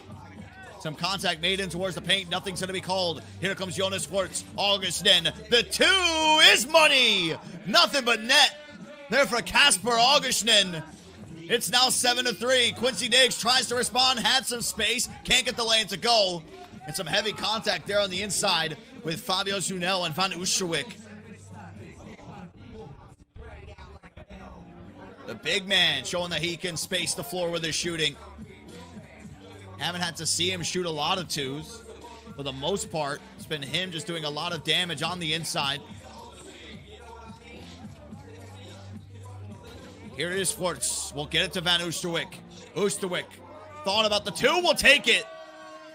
Hasn't attempted one the whole game, but that one just glided through the basket. Could barely even see the net move.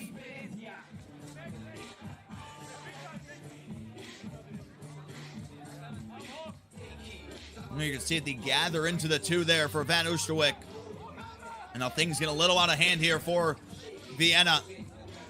Good separation created there, though, by Nico Kaltenbrunner. And Augustin can't get the clean feed inside. It was slapped out of play. And possession will flip.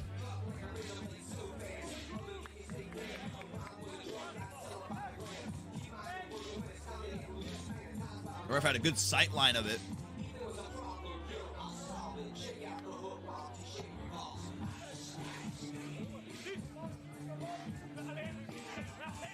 Kaltenbrunner steps back for the two. And it is going to be Zunel down there for the cleanup. Misses his first try, gets the second one off the offensive rebound, tries to go up again. Kaltenbrunner ends up tipping this one to himself. And he was pinned down there by the baseline. And we do have a player down. Looks like Van Oosterwijk might have taken a body shot there.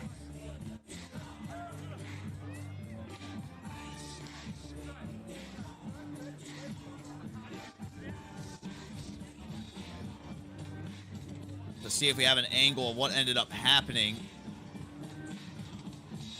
Tough to see it with some bodies in front. But Van Oosterwijk is all good. He is up as he would check out of the game. We just got the wind knocked out of him there on that.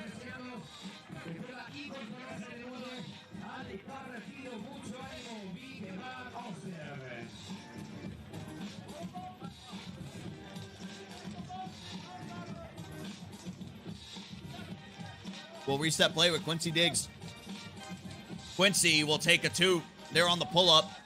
Kaltenbrunner was in positioning there for the offensive rebound and does get the tip in. Augustin to Forts. Steps into a two and knocks it down. Just constant confidence every single time when he steps into a two like that, lining it up and knocking it down. What a play there from Forts again. Two makes now from behind the arc for him.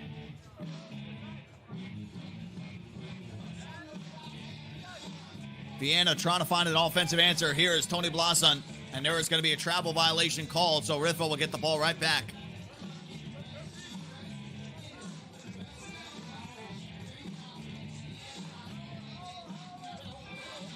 Little shove off there from Forts to create some space. The floater, wow! Beyond the arc shooting has been great. And now you see a floater there from the free throw line. And look at this crafty move coming out there from Kaltenbrunner.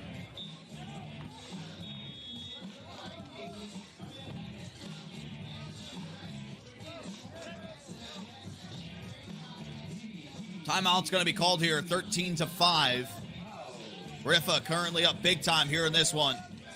8-point lead. The question is, though, does Vienna have it in them to try to fight back into this and make it interesting? You can see Kaltenbrunner taking over the huddle. He has really been one of the key pieces here from Vienna on this run that they have had so far in Lanzarote.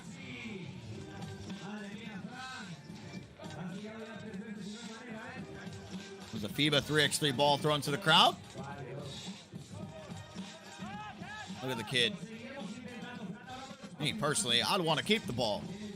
As Jonas Forts draws some contact, he'll go to the line to shoot one. A lot of people today a little shaken up when they've had some of this contact, not as fresh as it was yesterday. Just a little bit more sore.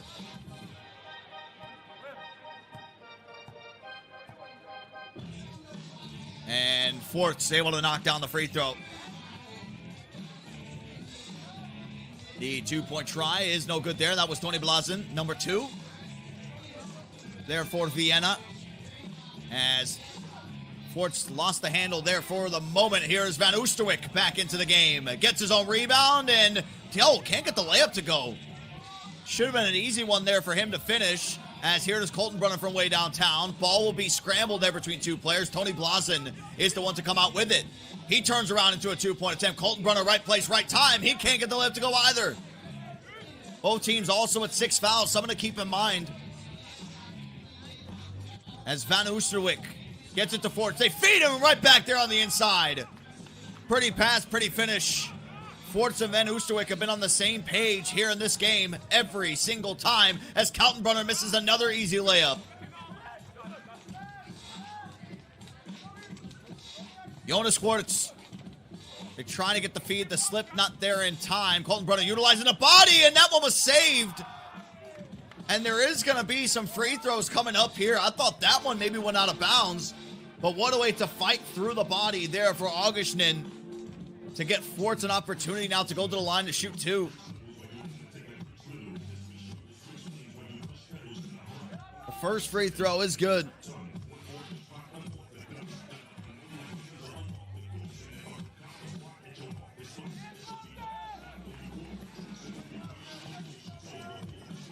Quincy Diggs steps back into it too. Can he get it going? He can't. Augustinen lost the handling. Forts, Donker will get it back over to Forts. And a travel will be called. So Vienna will get the ball right back.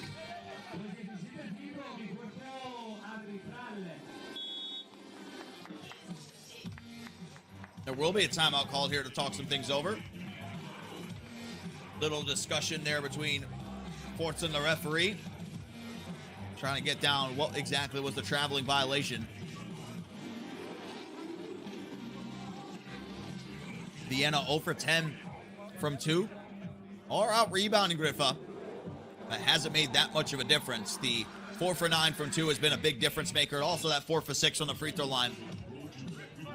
Vienna yet to even attempt a free throw here in this game.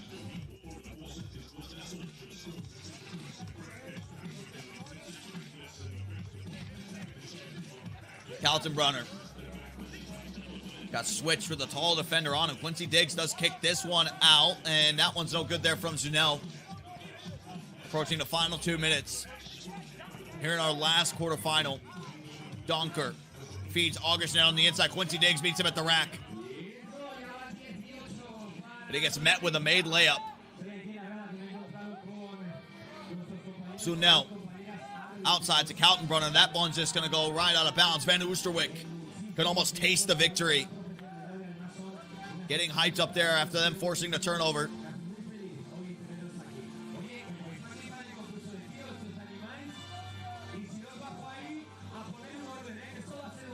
Nice feed there to the inside. We saw a lot of this coming out from Riffa with Van Oosterwijk in that game 1 against Zivanice. And then in game 2, it kind of went away from them. They still won, but it wasn't as much as Van Oosterwijk on the inside. But they have gone to it here in their quarterfinal. Van Oosterwijk to Donker. They'll get it back out to him. A 2 could close this game out. They want to play it smart. Dennis Donker gets the 1. Kaltenbrunner forces something up. Van Oosterwijk tries to get the immediate feedback in there. Zunel comes out with the steal. Now he'll take a 2, and he cashes in. 20-6, now make it 20-8. And here comes Donker to put the finishing touches on it. A little bit too much there on the floater. Kaltenbrunner to Zunel. Easy feed there on the inside. 50 seconds here to go. Quincy Diggs will get himself a steal. Ball will be swung around there to the outside. Now Zunel. He was trying to catch a body down there towards the paint. As Van Oosterwijk will slow it down. They'll go to Augustinen.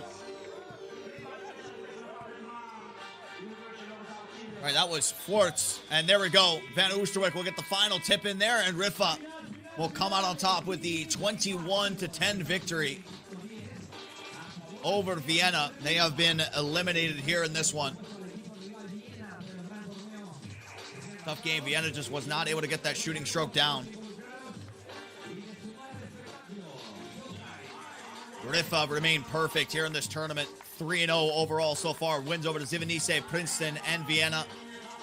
They will now take on Lausanne in the next round in that semifinal. But our first semifinal that's going to be coming up will be Princeton taking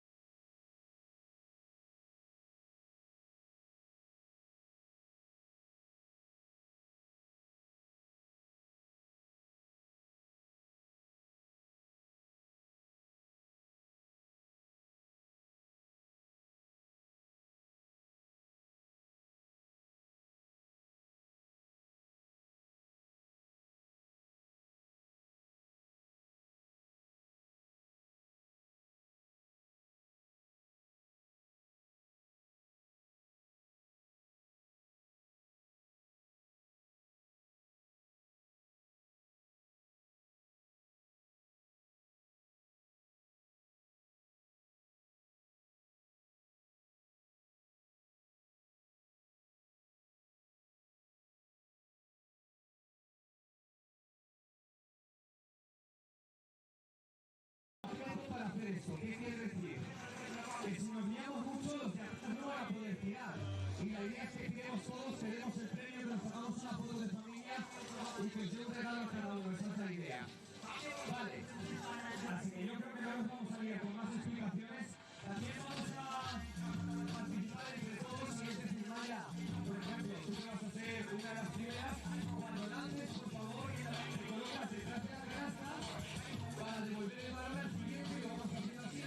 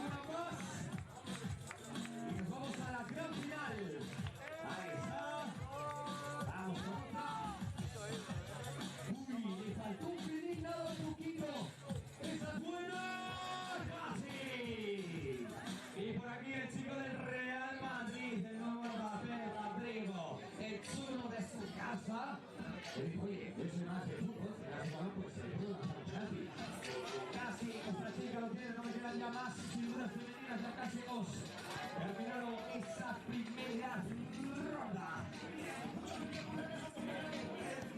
Bien, faltaría, bien. Me gusta ver otro más.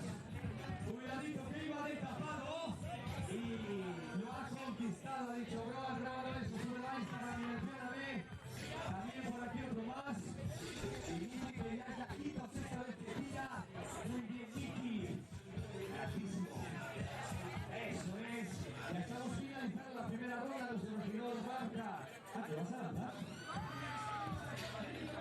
¡No me lo puedo creer! Es Valero. ¡Lo sabía! Ahora tiene una estrella encachetada y fluida. Eso por hablar. Y ahí va el competidor. Por eso se dedicó al tiro y a las cámaras en lugar del baloncesto. Con lanzamientos como este. Bien practicado. Vale, pues tenemos la final, Juanma. En el mismo orden del lanzador. Y si sobra tiempo, ahora hacemos un partidillo loco.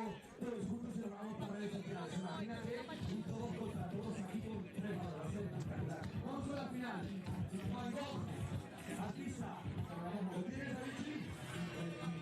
Ah, de verdad, me habla español. Ok, bro. Let's go. One shot. 3, 2, 1, go. Y además es que se queda tan salto, ¿sabes? La cesta le hace. Otro más. Cuidado que estos ya son profesionales, ¿eh? Uy, número 27, Lanzarote, hasta aquí llegó tu sueño. Lo seguiremos intentando, tranquilo. Te volverás a tener una oportunidad. Y seguimos con presencia femenina en la final. Cuidado que Matías se la acaba de dedicar a su amigo, a los cachapas. ¡Ahí va Matías! ¡Casi! Bien jugado, Matías. Cuidado porque esta chica la empezó muy limpia. Esta también va dentro, buen tiro de muñecas.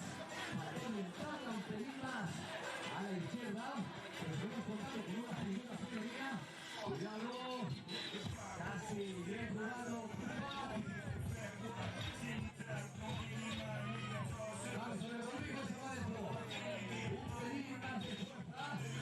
Y cuidado que este hombre fue una estrella. ¡Adentro!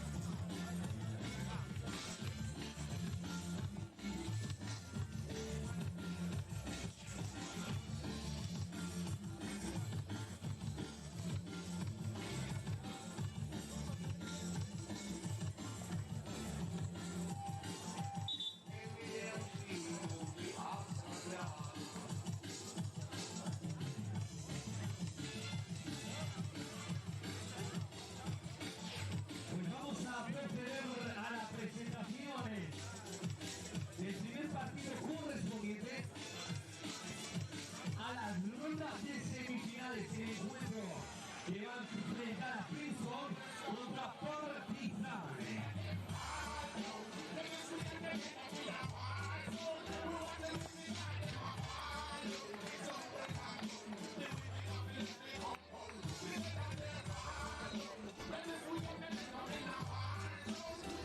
Comenzamos con la presentación del primero de los equipos de Full Steam.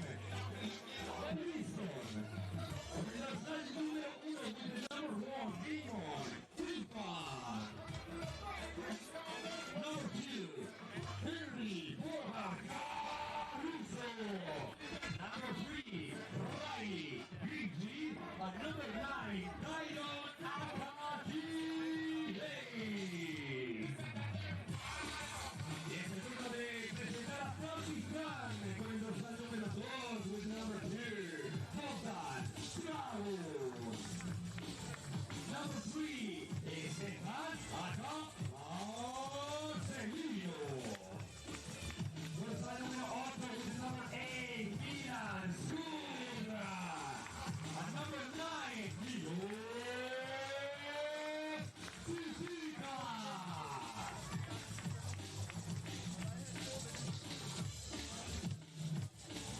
Welcome back to the Lanzarote Challenger, live here from Arrecife, Spain. It is our first semifinal. Princeton taking on Partizan.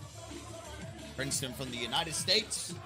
Partizan, a club out there in Serbia. This is just semifinal number 1 to see who will be the first team punched into the final. If you make it to the finals, you will qualify for the Macau Masters. That is the whole purpose of this tournament. That'll be going down in October. And then the third place result will be through some tiebreakers that will be happening. But the top 2, that'll get them their chance to go out there to the Macau Masters. As we should have a good one in store for everybody. I was looking through my sheet, and historically, Princeton has never been able to beat Partizan. Partizan has beat them 4 times in the 4 meetings that they've had. So what a win this would be if Princeton could get the job done. They will be the one to start off with the ball. As Huffman will get it started with a floater. Nice tipping, though, immediately coming there from Tyrone Nash. First points on the board here for Princeton. An immediate foul coming in there on Nash. Just tied him up down low. That was Milo Sopica. Was massive in their game that they had against Hangzhou, where they won by 4 points in the quarterfinals. He's got another big body to deal with, though, as wow, what a drifting shot that was. Stefan Milivojevic able to knock down the 2. Huffman tries to respond off the glass. He does just that. You get a 2, I get a 2.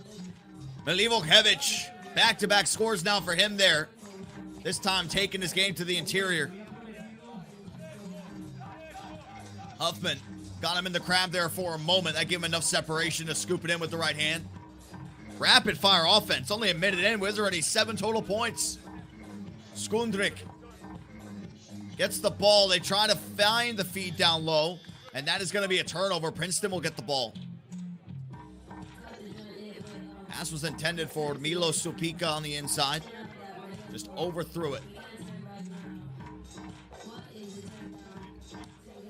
Nash here at the elbow with his back to the basket.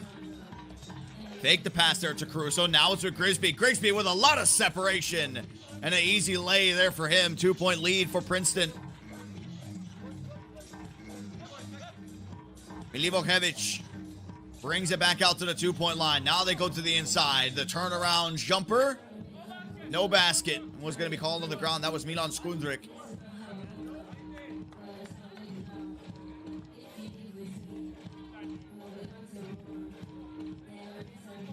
And it will flip back over to Princeton. Caruso yet to get a touch on the ball. As I say that, nice feed going through the back door.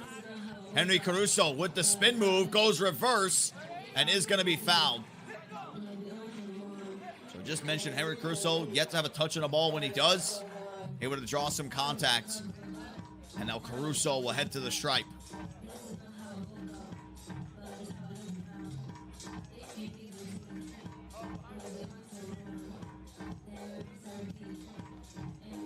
And that one's off the back of the rim. Does go right over to Huffman. Huffman will take the 2 quickly as soon as it brings it out. It's money there for Damon Huffman. Another two-pointer. Able to drop in there for him, as Grigsby will be the one to corral the ball after the make there from Partizan.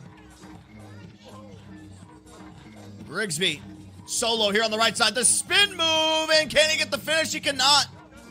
Ever so close, but just a great defense being played there by Partizan.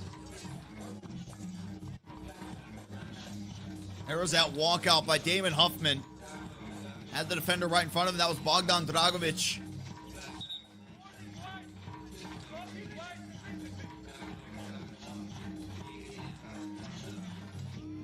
Henry Caruso will have it. And Huffman gets caught there in some contact, so that'll be a foul called there on Partizan. Caruso on the wraparound, gets it to Huffman. Huffman now trying to work on the pick and roll. Will step back for another two. This one high arcing and off. Milivojevic, nice feed there to the inside. Skundrik able to finish there easy with the right hand. Now the defensive intensity starting to pick up a little bit more, suffocating defense. Here come up from Partizan. Oh, that's Huffman from way downtown. Knocks it down. Nothing but nylon there for Damon Huffman once more. Missed his last attempt that he had, but spacing the floor really as much as you can there from behind the arc. Another big 2 points there for Damon Huffman.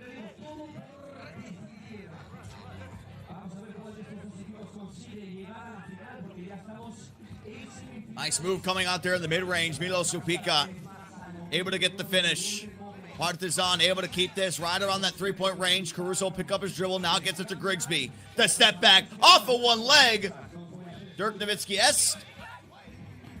But Dirk didn't miss a lot of those.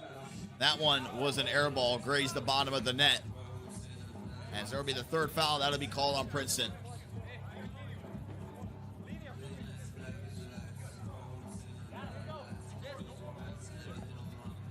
Milo Supika here for the Partizan will get us reset. Milivojevic moving to the inside. The nice hop and the gather. Does set up the free rebound, though, on the inside. And that ball will be knocked away. That was Supika battling down low.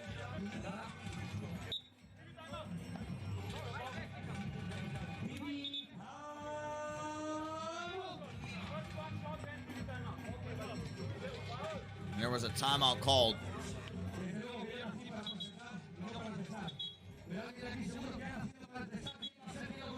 Initially thought that there might have been a technical at some point, is what it maybe looked like. Big discussion.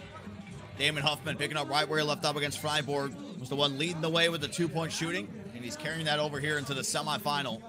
They have never beat Partizan. Partizan is 4-0 against this Princeton team over the past couple of years.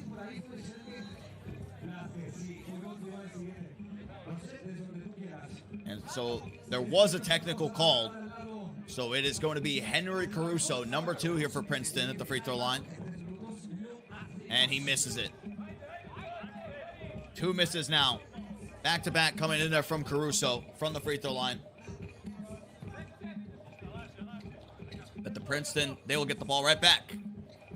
Here is Damon Huffman trying to walk him down. Gets the step back, takes the 2. Oh, he knocks it down again! Milo Supika was right there, but it didn't even matter. Huffman continuing his offensive onslaught. And he does hit the ground there. Some bodies creating some contact down low when they're trying to go for the rebound. Damon Huffman, have yourself a moment. Lots of loft on his jumper, the pretty step back move, a little bit of everything. As he continues to impress here today. Here is Huffman getting it over to Caruso.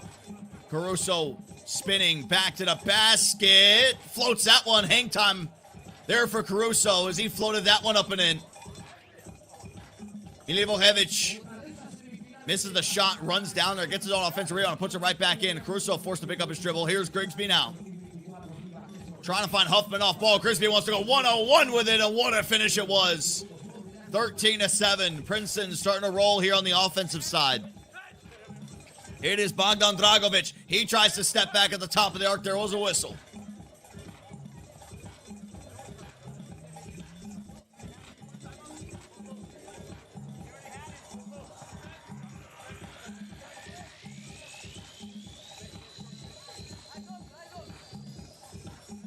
Partizan 1 foul away from sending Princeton into the bonus. Tyrone Nash back into the game. He wants to go one-on-one. Tries to get the turnaround left-handed hook. A little bit too much on it, though. Right outside, it is Bogdan Dragovic with another miss. Nash will come out there with the rebound here for Princeton. And he wants to attack straight away. That's going to be rejected. Foul is going to be called. 2 free throws will be coming up now for Tyrone Nash.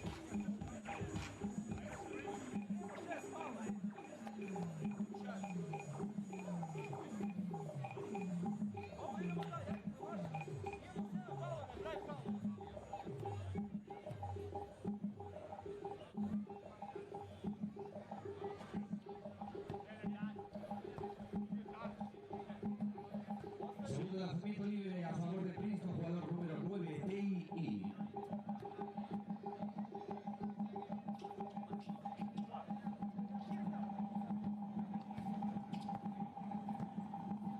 No sé, Aitor, a ver, a mí me dijeron que la mejor afición de todas las islas y también de la península estaba en Lanzarote. Pero estoy como empezando a tener mis dudas porque estamos como en una semifinal y veo a la gente como muy callada, teniendo 2 equipos internacionales ahora mismo en pista, ¿no? Yo creo que deberían hacer un poco más de ruido, de animar a los jugadores. Estamos en semifinales, todos los días. Princeton will have the ball here as Nash swings this over to Caruso, back over to Nash, and now they find him cutting there on inside. Huge two-hand slam there for Henry Caruso.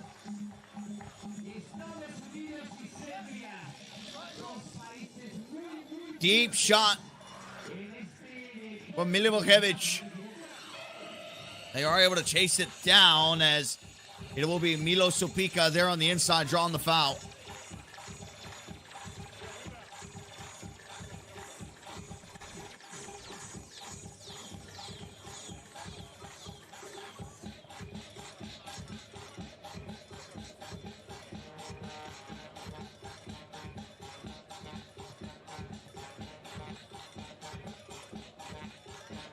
And Milo Supika does miss the free throw there. Needed that one. Officially past the halfway marker during our first semifinal. As Grigsby lines up at 2. That one just a little bit too much there off the back. The rebound goes all the way to half court. They are able to save it. Bogdan Dragovic got just a step ahead there of Caruso. Grigsby loses the handle, the gamble there. Caruso with the pump fake draws some contact. Don't think that'll be a shooting foul, but it doesn't even matter because it's going to be a bonus anyway. So he's, regardless, it will be Henry Caruso going to the line to shoot 2.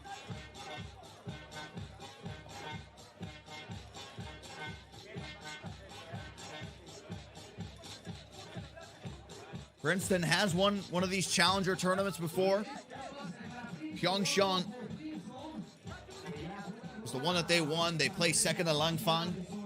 And then they also, in the World Tour Chengdu, placed 3rd place in one of our World Tour tournaments. Not a squad you want to mess around with. As what a shot. What a make there coming out from Partizan.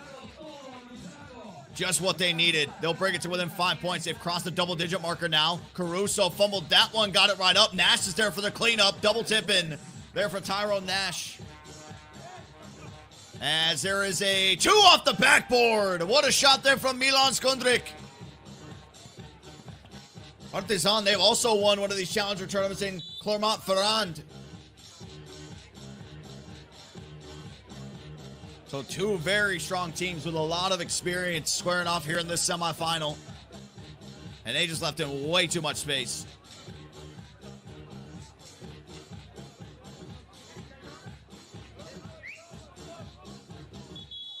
More free throws to come. And we're going to have a timeout before the free throws. Getting ever so close to the dreaded 10th foul, which would send Princeton to the line to shoot 2, and they would get the ball back. And that usually is a tough hole to climb out of. Here you can see the stats here so far. Almost matching each other when it comes down to the 2s.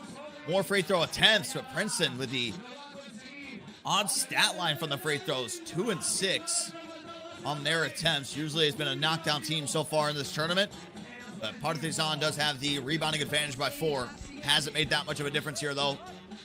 Number 9, Tyrone Nash here for Princeton will be the one to step to the line to shoot 2 free throws.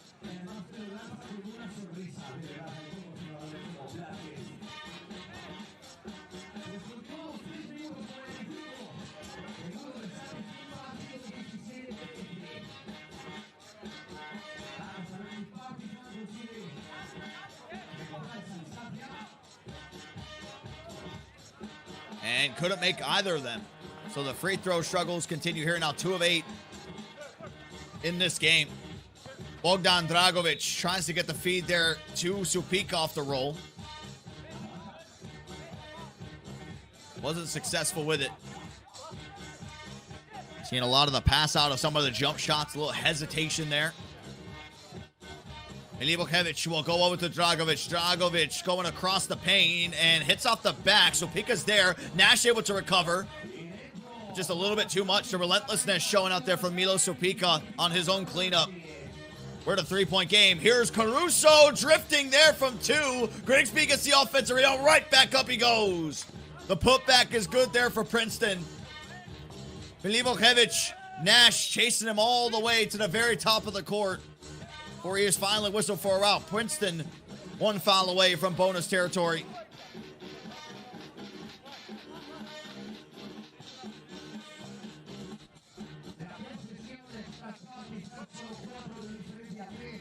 Here it is, Dragovic.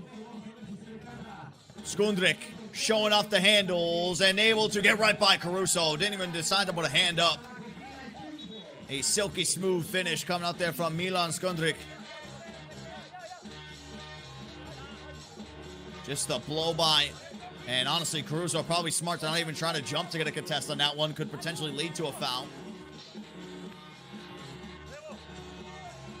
Huffman back in the game. He got some much needed rest as Caruso. That's his money spot right there. We saw it against Fribourg. Hit 3 twos in a row from that same spot. And now Princeton 1 point away from being able to move into the finals here and securing their spot at the Macau Masters. That ball will be knocked away. Huffman pump fakes it. Has to just put something up. It hits off the backboard, but doesn't hit the rim, so it will be a shot clock violation.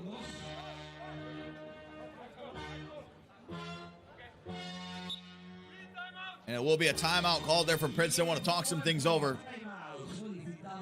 Just need one. Gotta play it as smart as possible and take your time with it. The 2's heavy in favor right now of Princeton. You saw Partizan trying to fight back in some type of way, but a lot of the damage for them has come on the inside. I'll tell you something, 2 is more than 1. And that is why Princeton is having the success that they've had here as we are back underway. Could have had the player open there. That would have been Dragovic. As Milivojevic, off the glass. Rattles that one in. We're now looking at a 2-point game. Can Princeton put this one to rest? Nash tries to spin out. It's with Caruso. 2 seconds remain. Caruso loses the footing, loses the ball there as well. Both players sliding around. Partizan able to pick it up.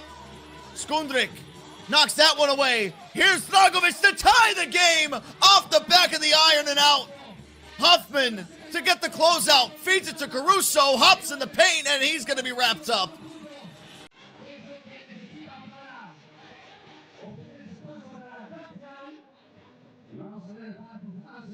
They have struggled from the strike. They are 2 of 8. But that is on the 10th foul. So even if he were to miss both of these, Princeton will still get the ball right back. 1 free throw here for Henry Caruso will move Princeton into the final, and he knocks it down. That is all she wrote. Here in semifinal number 1, Princeton comes out on top, 21-18 over the Partizan. And they have finally beaten Partizan for the first time in their FIBA 3x3 history. It was Partizan 4-0 against them coming into this one. What a massive win for the team from the United States, our first team in the finals.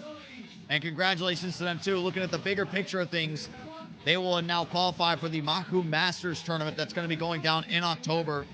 The reason that all these teams and players are here to play in that specific tournament. Princeton now moved to 3-1 overall in this tournament. Partizan with elimination will end their run 2-2 here in this one. What a game. Congratulations to everybody on Partizan. Showing a lot of fight, determination coming out here in this. And there is still hope for that third place spot for the Macau Masters here in the Lanzarote Challenger. It's going to be some tiebreakers. Might have to look at head-to-head total points scored so far. Because typically, I mean, other than this game that we just saw, Partizan has been putting up almost 21 points in every single game. So I have to see whoever ends up losing in this next semifinal.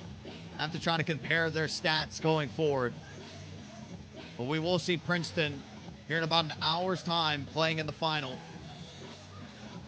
But now it sets up everything for our second matchup. It'll be Riffa taking on Lausanne.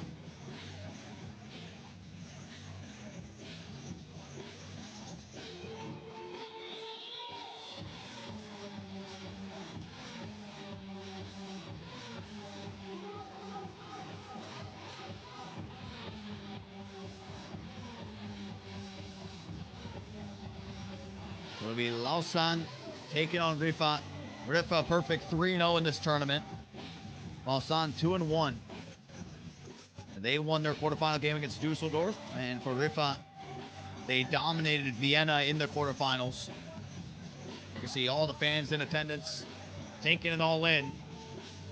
We'll have 2 more games before we end up closing this out.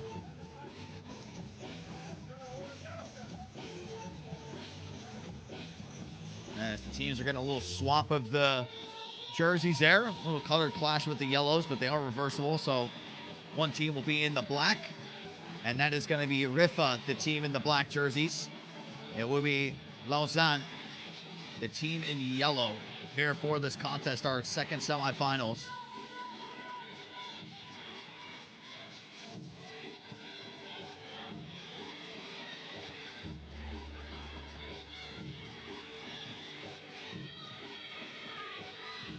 I'll tell you something. If you are Partizan, you do not want Riffa to bow out in this one and lose.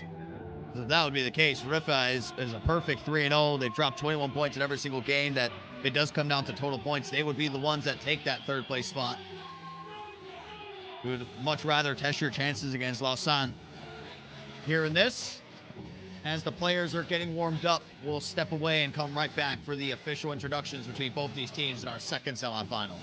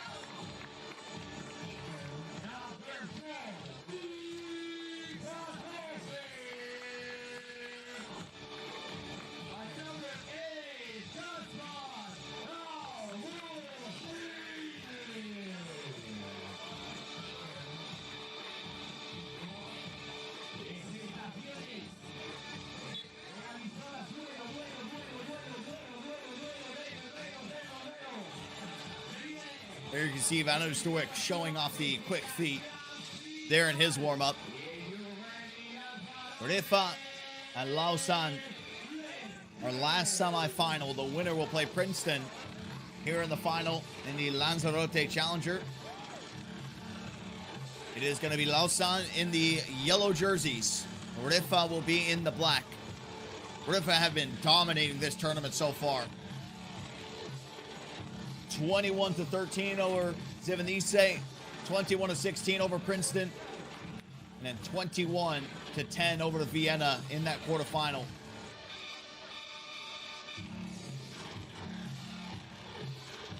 As we get things underway here, it'll be Lausanne starting off with the ball, and immediately they'll go to the post to Molteni. And right up top there goes Malik Halikshweki. Getting the scoring started here for Lausanne. See what Riffa has for us in their first offensive try. As Jonas Forts, he gets a layup of his own going left.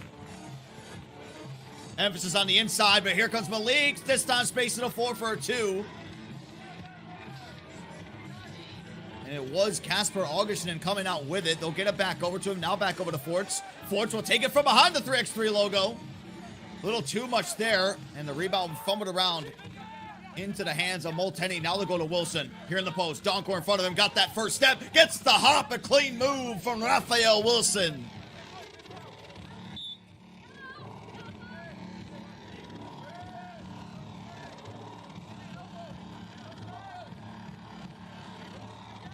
Riffa has played Lausanne 5 times total. 3 of those matchups, actually 4 of those matchups came in 2023. They beat them in 3 of them, lost in 1. And then the most recent matchup that they had was the quarterfinal in the Chengdu 2024. They did end up losing to Lausanne, as they get themselves an easy one there. Saying they didn't take it back though.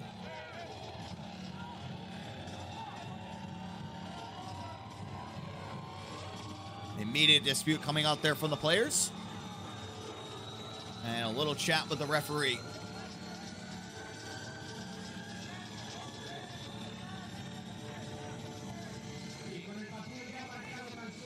Van Oosterwijk will get it out to August, and then that will be slapped away. Question is, who will it stay with? Malik Halikshweki was able to knock that out of play, so we'll stay here. That shot clock is winding down, though. Forts goes to Van Oosterwijk, and that's going to be rejected off the backboard.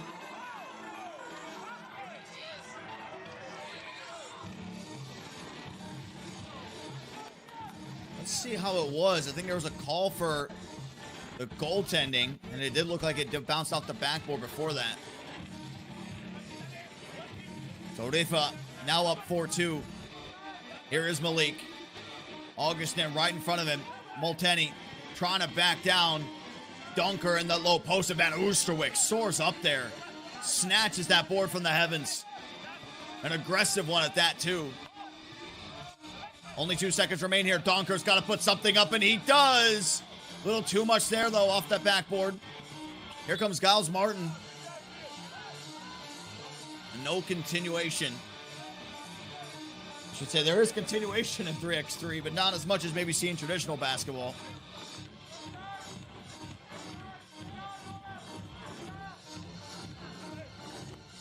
Molteni trying to get there, but Wilson ended up getting caught in between that little joust between him and Augustin.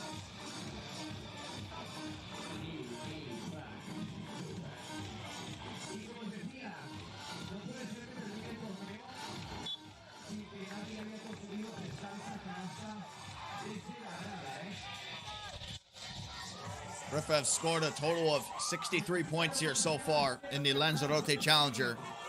And that's good for 21 points per game that they've played, as this is a deep 2. Try coming out there from Raphael Wilson. And here is Dennis Donkor, the sharpshooter there from the corner, misses this time. And it's going to be yellow ball. It's a call from our referee.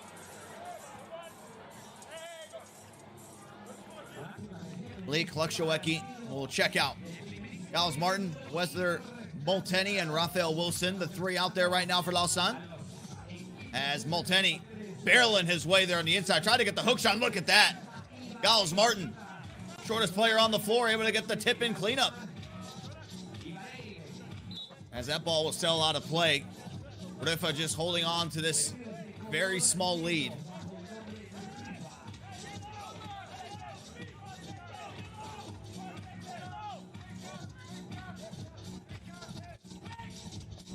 Here it is, Doncourt kicking out to Forts. Forts will take the deep two. Not having a lot of success right now with the two-point shooting, which is something that really stood out against Vienna in their quarterfinal game.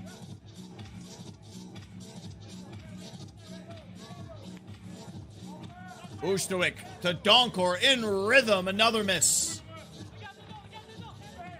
Lausanne with a chance to tie the game here. They go to Wilson. They'll kick it out there to Malik. He'll take the two, and he cashes in on it. Perfectly executed there from Lausanne, and they've taken the lead. Doncourt on the inside loses the handle of the ball, and it's going to go back over to yellow.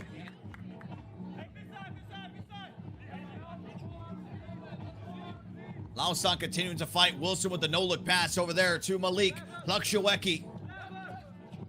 And almost looked like it was going to be a behind the back. Ended up becoming a pass. Martin misses his two-point try. And Malik battling down there with Ustovic. Pump fakes it. Goes up the second time. Malik Lakshiwecki is everywhere right now for Lausanne. Timeout's going to be called to talk some things over.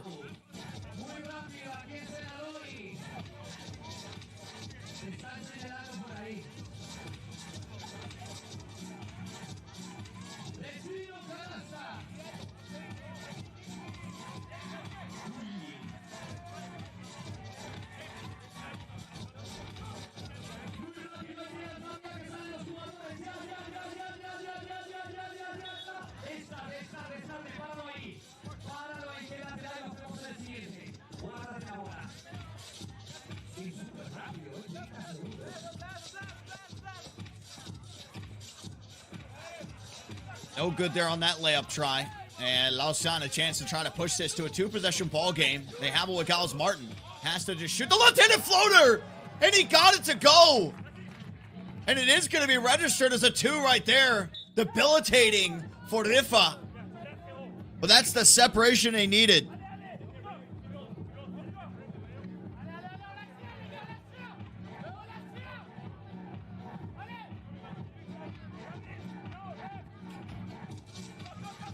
And an easy layup there for Dennis Doncourt. As they try to go isolation here with Van Oosterwijk, but he was quick to it. Immediately wrapped it up, knew what he was doing.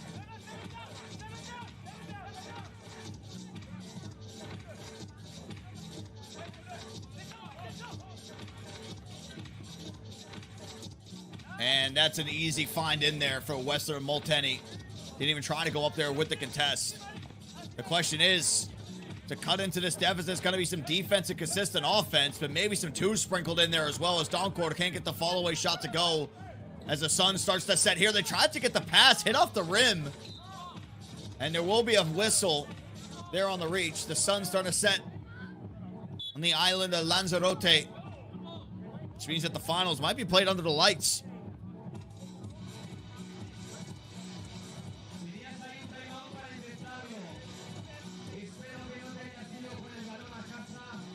You're going to see the stats as it stands. Only a 1-2 point separation. Rebound so close.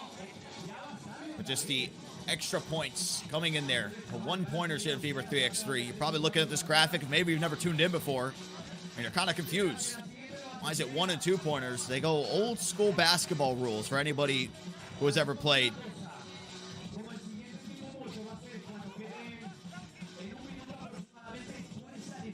As somebody hits the floor there, that was Martin. And I think they're going to call a foul. I think Martin's leg when he was on the ground actually hit him on the way up. So that was Jonas Forts here for Riffa. It's going to be an and one opportunity for him.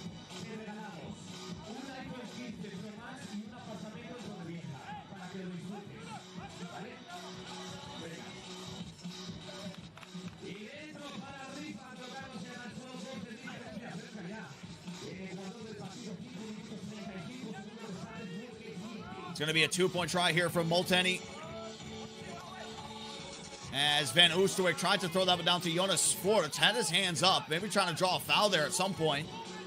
As we got some pick and roll here with Martin and Wilson. That ball will be kicked out of play.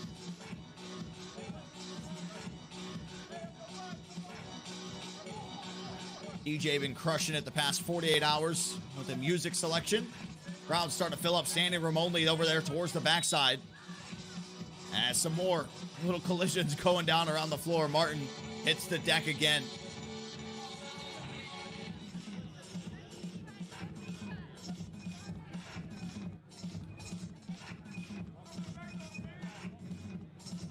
Talking to from the ref to Oosterwijk on the reset here. As Lausanne trying to add on to us. It's Molteni. It's going to have to be Wilson is hoisting it up again. It looks like just flick ups and a prayer, but Wilson continues. Martin continues to do it. Giles Martin with two of those. Is he going to have a third one here for us? Shows a little dream shake. Tries to get the pass off. But it will be Molteni coming out with it. Malik has to take the two. Immediately gets down there for the offensive rebound. Goes up with it with the hook. Lausanne with a crazy amount of momentum. Donkor trying to silence it. He can't. And Malik will be wrapped up there with Forts. And there was even a moment there where Forts just looked. He was like, Malik's arm is wrapped around mine. You can see it here when he was on the ground. There is that Giles Martin. Fade away. Almost Hail Mary prayer with the shot clock winding down. Not the normal shooting stroke that we see from him. But he's got two of those to go. He's making us a believer that maybe it is. Raphael Wilson tries to get a two. That one will come up short. Augustinen, big screen set by them. Van Oosterwijk will get it to Forts. Not a lot of time now on the shot clock. Forts right over the smaller player in Giles Martin. And he'll bank home a two. 2-point game. Riffa starting to kick into overdrive. There's Van Oosterwijk. Wilson with the spin move and the reverse slam. Coming out there from Raphael.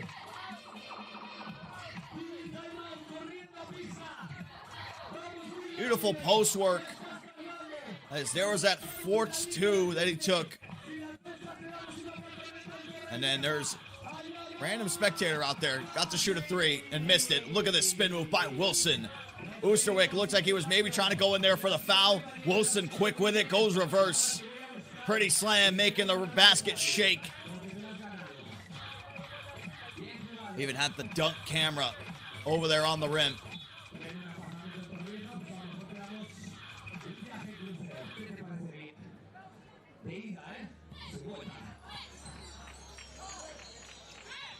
Little poke to the face. We'll slow it down. They burn about 4 seconds off the clock there, just trying to force the reset. Here's Donkor. Can he start to get it going? This will be his first 2-point make. Thought it might have been able to rattle home there after it clunked at the back of the iron. Here's Molteni. Finds a cutting Malik there on the inside. Hludzishweki. Another finish and back to a 4-point lead here for Lausanne. I had mentioned if this third place spot for the Macau Masters comes down to total points scored, how it's going to spell some trouble for Partizan. Because Riffa has scored 21 in every single game. Partizan is not. As Van Oosterwijk. Big body, head full of steam. Able to get that layup to go. Martin will get the ball there from Wilson. Nice feed there on the inside. It's going to be blocked away, though, by Donkor. As it will stay here with Lausanne.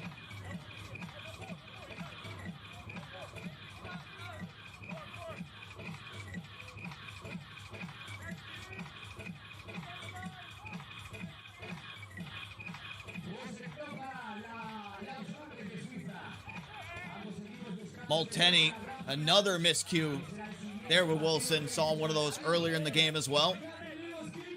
Expecting him to stay out by the three-point line, but Wilson wanted the ball getting fed there on the inside. 3:09 to go. Ball is with Donkor. Steps it back, thought about it too. As Augustinen with a massive throwdown there. Unexpected. We've seen him with some pretty big slams, but that might be the best one. Donkor to add to the momentum finally gets it 2 to go. We're looking at a tie game. What a swing of energy, all starting off with the slam from Kasper Augustin. All led to a Dennis Donkor 2 to tie it up at 14. Look at this one. Welcome to my poster, Mr. Molteni. Going across the paint, couldn't get there in time. That'll get the crowd on their feet. Tie game for the first time since the beginning. That one will be poked away. Does Malik chase it down? Ref quick with it. Foot was on the line when he tried to save it.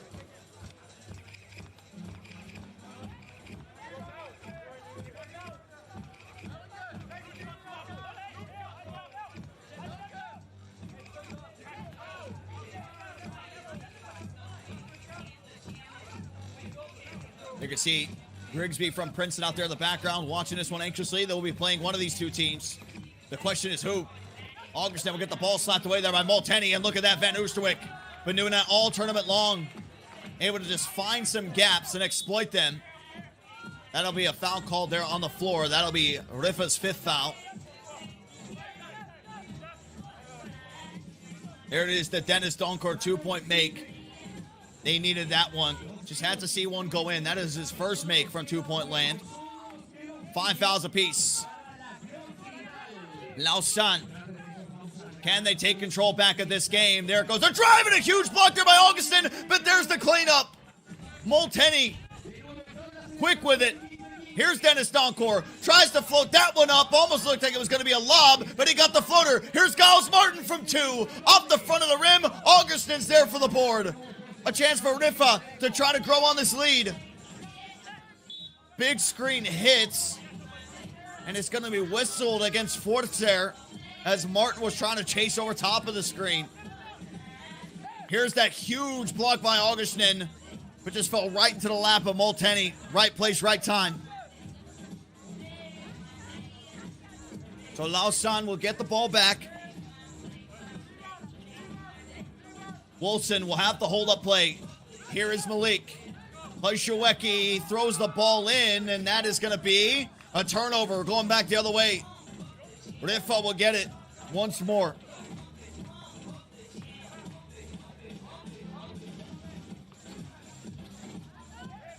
Forts to Donkor.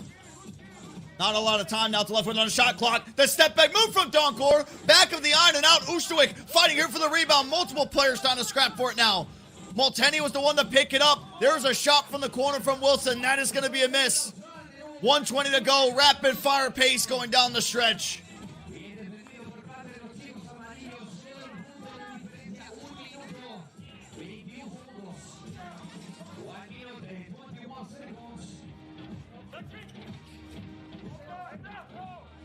The shot there from Forts. That gives them the most separation that Riffa has had in this competition. 3 points. Martin trying to work out against a taller defender. A little bit of a miscue. Malik's able to pick it up. Drifting away! Malik Hajshaweki knocking down a massive 2. It's a 1-point game. Wilson trying to body Forts. Good patience and a slowdown. Coming out there from the number 3 of Riffa. Malik with some contact, almost the M1.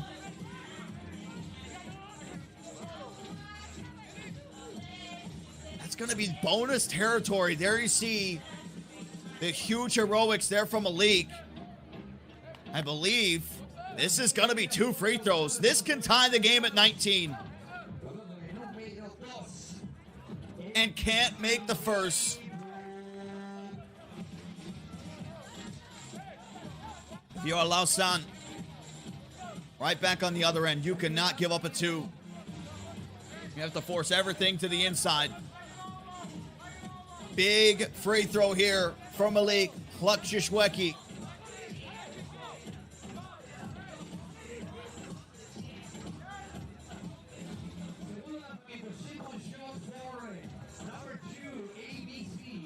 Taking his time here with this one. Can't get it to go either. Still sitting at 17-19. A 2 here from Riffa can continue their undefeated run going into the finals. Augustin will get this off to Oosterwijk. Oosterwijk to Augustin. Oh! The alley-oop lob! A thing of dreams for Riffa to get to 20 points. Here comes the 2. Molteni can't follow it up. Style points going to Riffa. And Forts can close it out. The fall-away jumper is no good. Only 15 seconds remain. Martin will chase it and let it sail out of bounds. Need to see that back. Look how pretty this was. Van Oosterwijk just lobs it up. He says, Augustin is there somewhere. The mailman always delivers. This time it's an air carrier. Malik puts up a 2. That's going to be a miss. I think a technical was just called there. Malik Klugshishweki. And this free throw can put it away. Riffa would move on to the final. They would be 4-0 if Jonas Quartz can knock this down. He does. That is ball game. We have our final set. The team from Bahrain will be taking on the team from the United States. Riffa will be facing off against Princeton.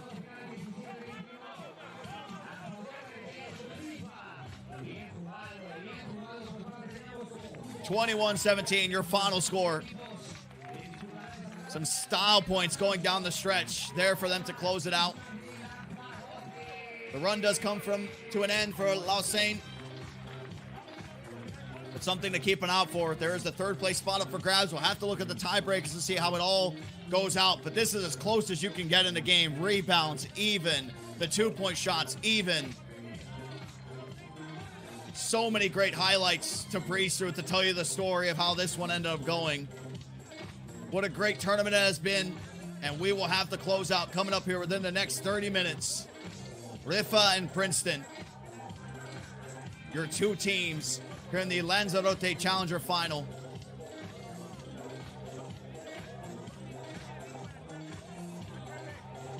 Martin was phenomenal with somehow getting these openings to get the 2s, but just wasn't going to be enough the rest of the way. There you see another crazy, almost Hail Mary flick-up shot.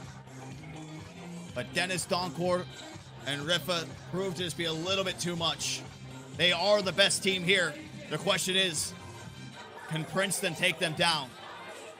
What a run it was, though. Coming out here for Lausanne. Big-time slams, big-time 2s. You name it. We had a little bit of everything. Oh, yeah.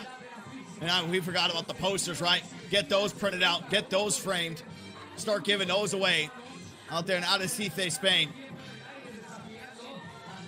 Princeton and Riffa will be our teams competing here in the finals. They are 2 teams that will be guaranteed to move to the Macau Masters now. And we'll have to try to figure out who the 3rd team is. So congratulations to them for at least securing that. The question is, who is going to be coming out on top to call themselves the champion? And this is the first successful alley-oop lob that we've had this entire tournament. And what a spectacle it was. Augustin getting up there to go get it. We're going to take a short intermission. We got the dunk team back out there for their 2nd appearance here in Lanzarote. When we do come back, it'll be Princeton taking on Riffa in our finals to see who will be the undisputed champion of Lanzarote.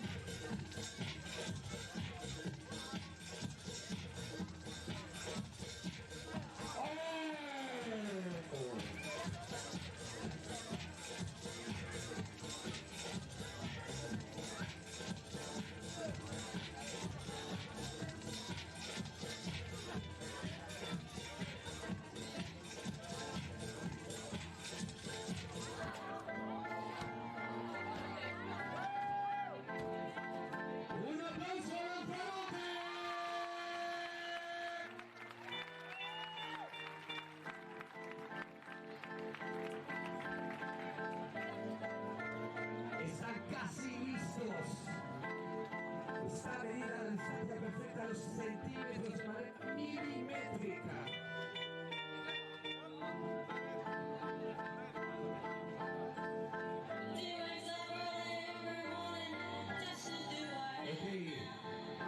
Ahora sí van a empezar. Lo tienen listo. Bájale la música. Lo tienen listo. Le damos una vuelta atrás entre todos, ¿os parece?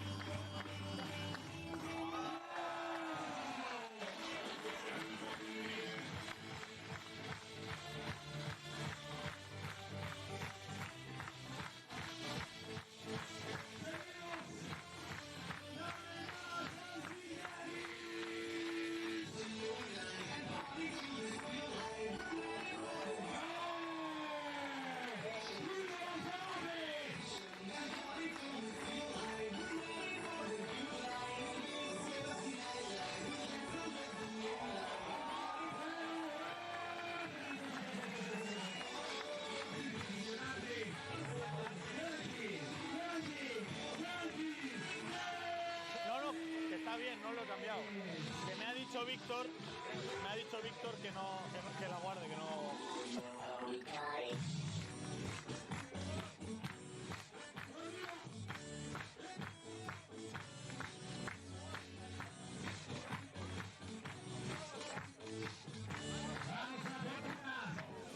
Aún más difícil. Necesitan más ruido.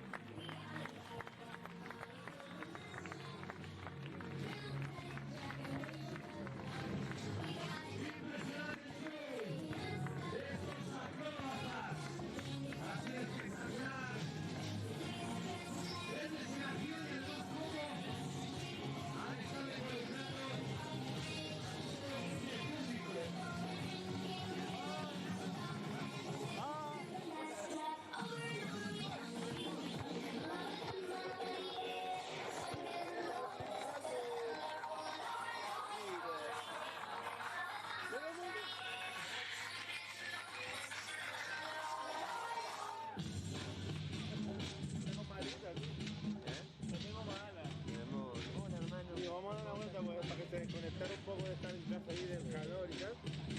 Y nada, vamos por ir. Hola, amor. Bienvenida. Ah, no, pero mira mi video. Perdón.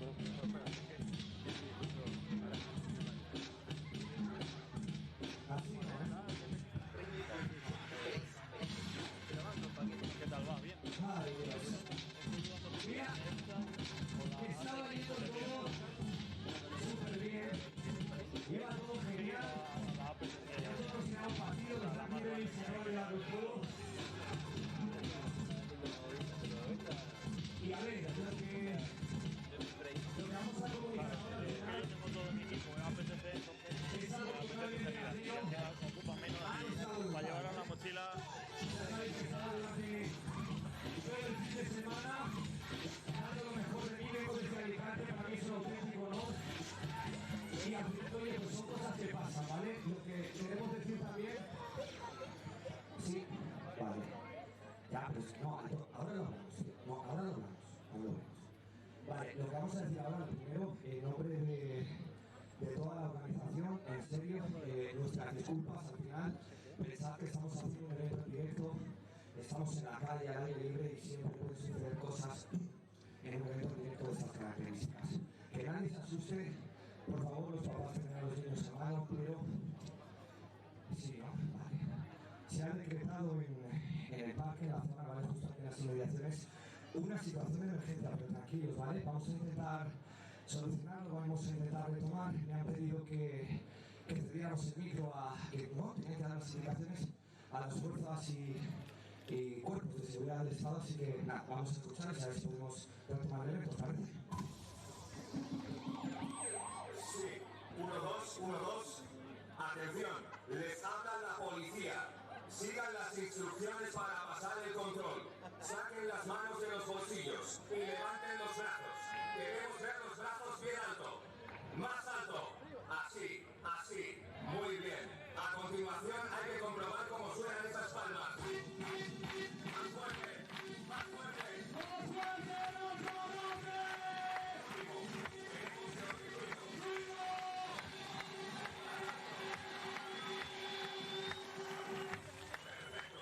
¡Ha pasado el control!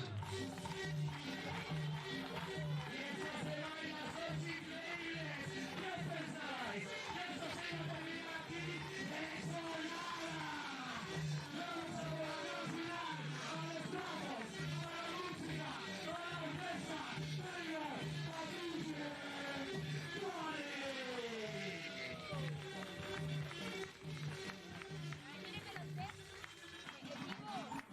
¡Eso no fuera! ¡Vamos a ver esa gran final! ¡Sabes que era muchísimo! ¡Muchísimo! ¡Muchísimo! ¡Y el espectáculo!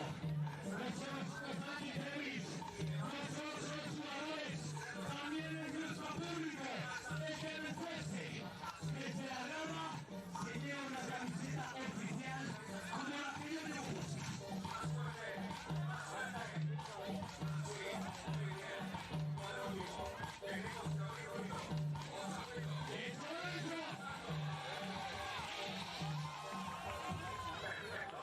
Han pasado el control.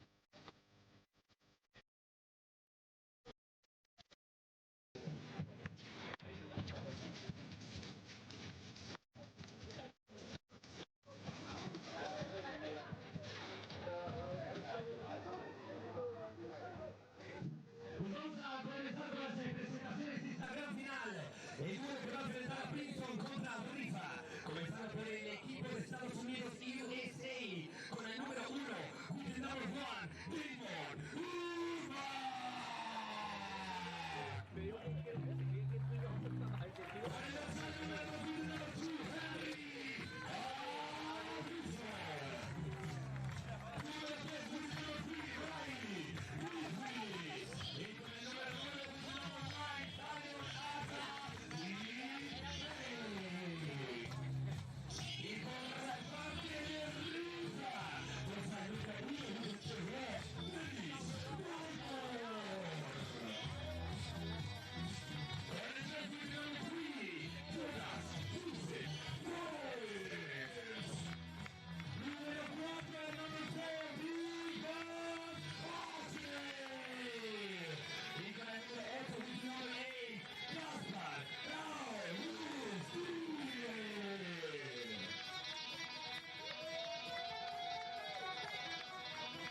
There are both the teams here for the final as we close out the Lanzarote Challenger.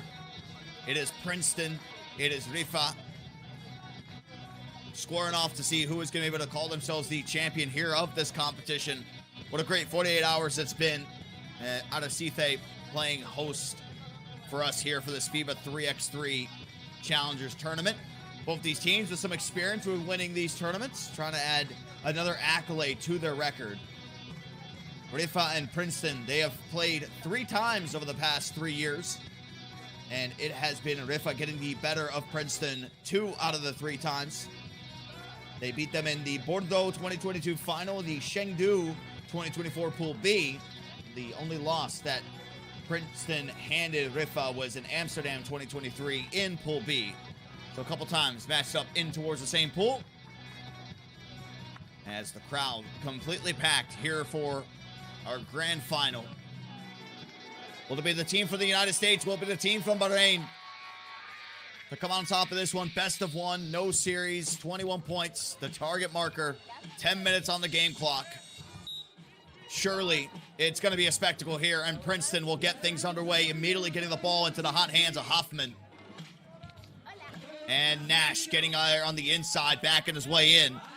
The basket is going to count. What a way to start here for Princeton. Tyrone Nash stumbled there for a moment, able to find his footing, was fouled. So a chance for a 2-point play.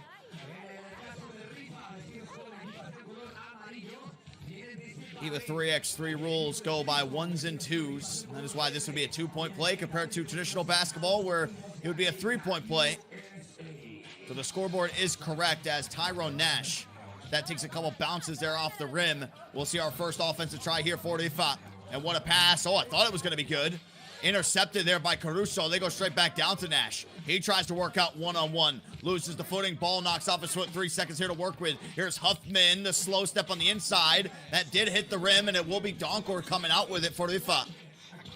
Donkor probably been the best shooter that we have seen here in Lanzarote, but this man has been on fire as well. Jonas Quartz, first miss of the game for him on his only attempt. Here's Huffman taking a 2. A little bit too much sauce there on that one. Here it is Van Oosterwijk. Gets it to Donkor. In rhythm shot. Dennis Donkor getting the hot shooting started there from behind the arc here for Riffa. Caruso thought about the shot. Instead, it'll be here with Huffman, and he's going to be fouled there immediately on the way up. So second foul whistle there on Riffa. Damon Huffman has been drawing a lot of contact today, and he's just been taking his time getting up, rightfully so. He's a little banged up. He was in that last game when he went down. They can tie this early now here with this free throw.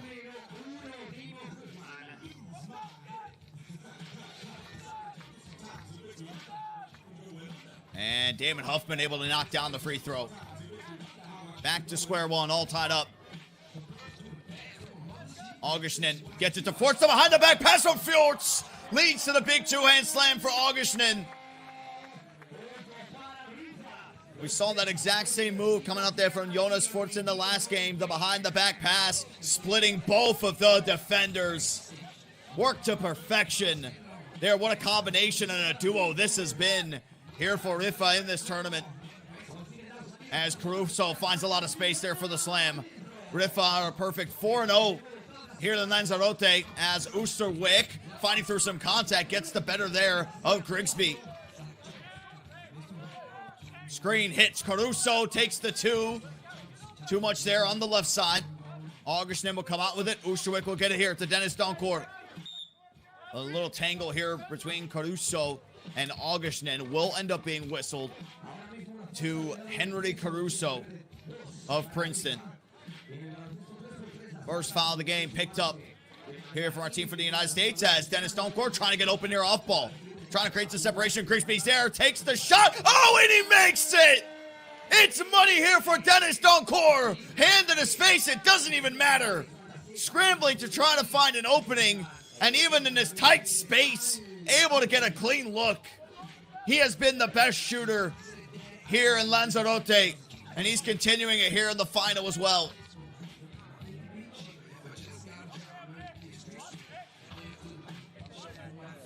Damon Huffman hits the ground again. Riffa with a 3-point lead. Huffman with a huge burst of speed up there. The checkup and a tough lay-in. Right over the outstretched hand of Forts. He'll get it back out there to Forts. Contact will be made, though, with Grigsby. Augustinen was sitting out there by the 2-point line. Wide open for a majority of that position. Decided not to go out to him.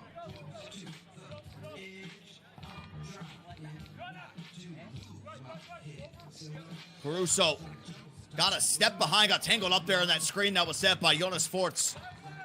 Dennis Donkor continues to add to his scoring total. As Caruso trying to match it, showing up the playmaking chops this time as Grigsby is able to finish there on the interior. Augustin walled up. Here's Forts. Nash switch. They take advantage of the mismatch straight away. Anytime they can get Tyrone Nash out of the play, that'll open up things for Casper Augustin. Caruso taking his time, but only 2 seconds here to work with. Finds himself on the inside. Nash with a big two-hand slam and did get off the dunk before the shot clock went off there as well. Back to 2 points. 5 seconds remain here. Dennis Doncourt to Augustin. There's a mismatch. It's a mouse in a house, and Augustin making it look easy. Great finish there from Casper. And Caruso able to respond with one of his own, the slow step through. Been kind of his signature move here in this contest. Augustin trying to get Nash caught up there in the screen. The shot went up. And there's going to be a foul. Undercut him when he was trying to go over top of that.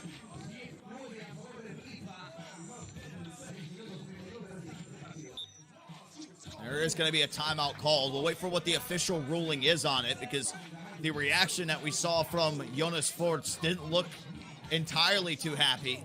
You can see the miscommunication on the defensive end. Quick burst of speed there for Dennis Doncourt. And then Caruso going up there with some tough finishes, this time showing off the playmaking.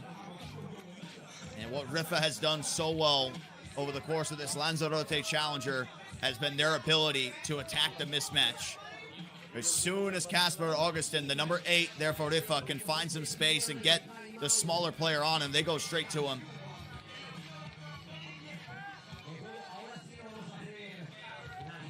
So there, I believe, was a technical called. So Princeton will go to the line, and they struggle with shooting free throws in the semifinal, and that's carrying over here as well. That would have brought us within a 1-point game. Good part is Princeton is going to get the ball back.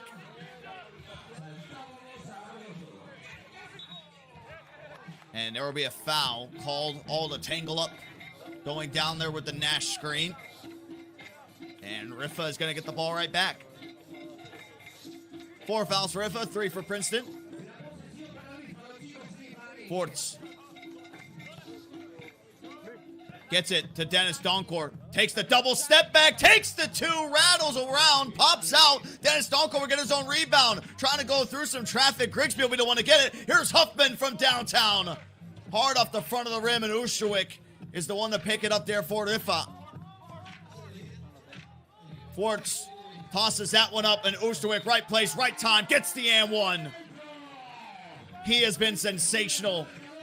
A smaller man running the pick and roll, but the timing of his slips and the way that he's able to finish here on the inside has been nothing short of sensational here in Lanzarote.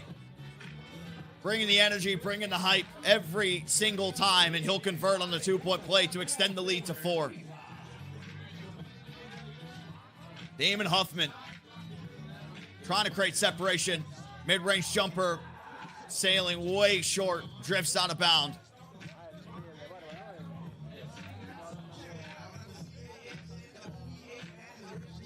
Add this matchup to another chapter in the story that is Riffa and Princeton.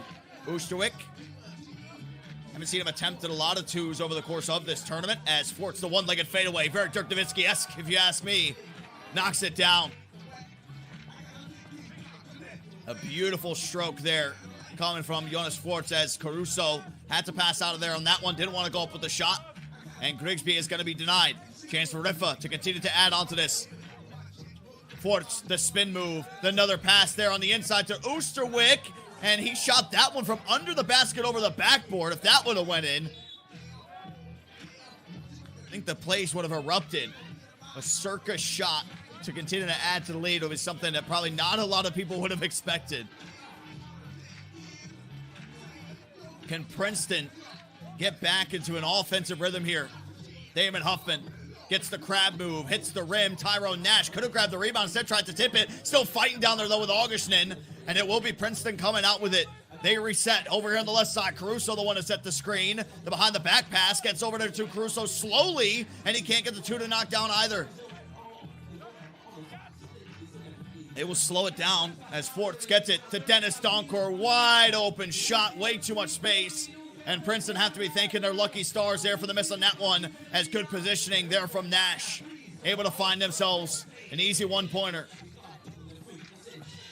Forts with another nice dish. Just don't have the communication down right now in this pick-and-roll defense. Augustin and Usterwick been feasting here on the inside, as here's Caruso with a deep shot. Body was in front of him, and Nash gets the tip in.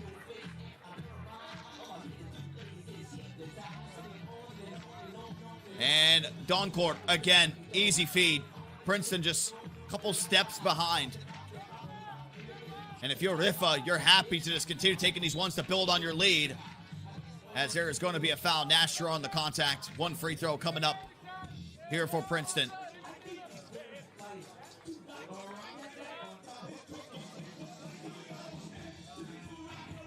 Great music selection for the finals.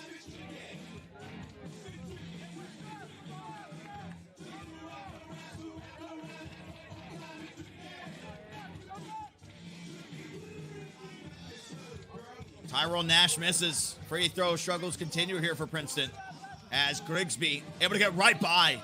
The blow by to the slam. Name a better combination in the sport of basketball. As Dennis Doncourt, they immediately sell out on there. Oosterwick is going to be open for two. Oosterwick cashes in. Doesn't shoot a lot of them, but when he does, it is nothing but nylon.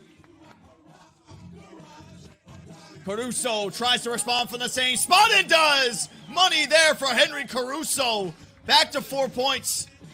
Is that the spark they needed? Doncourt trying to get there, having a little bit of a shootout here in Lanzarote.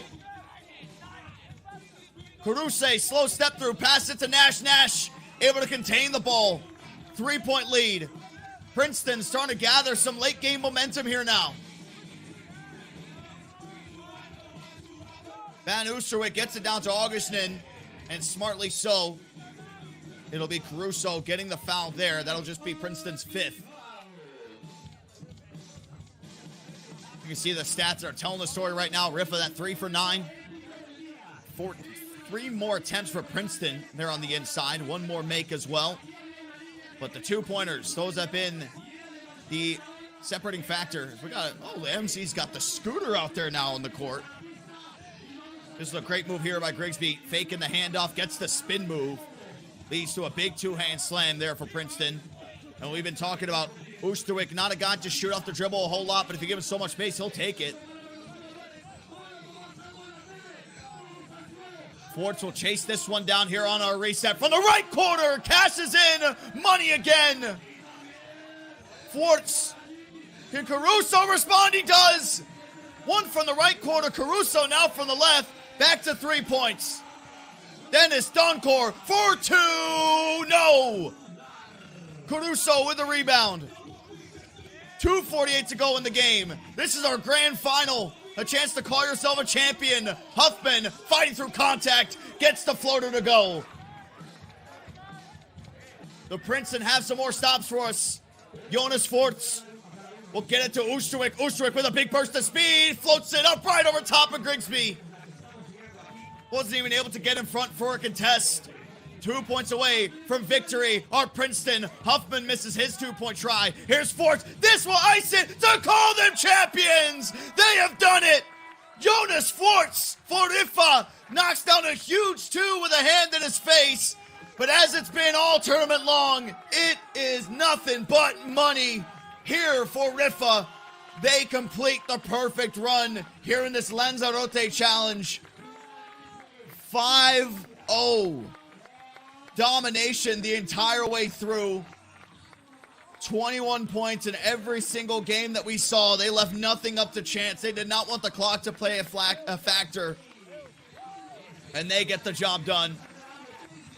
Your final score, 21-16 here in our grand finals.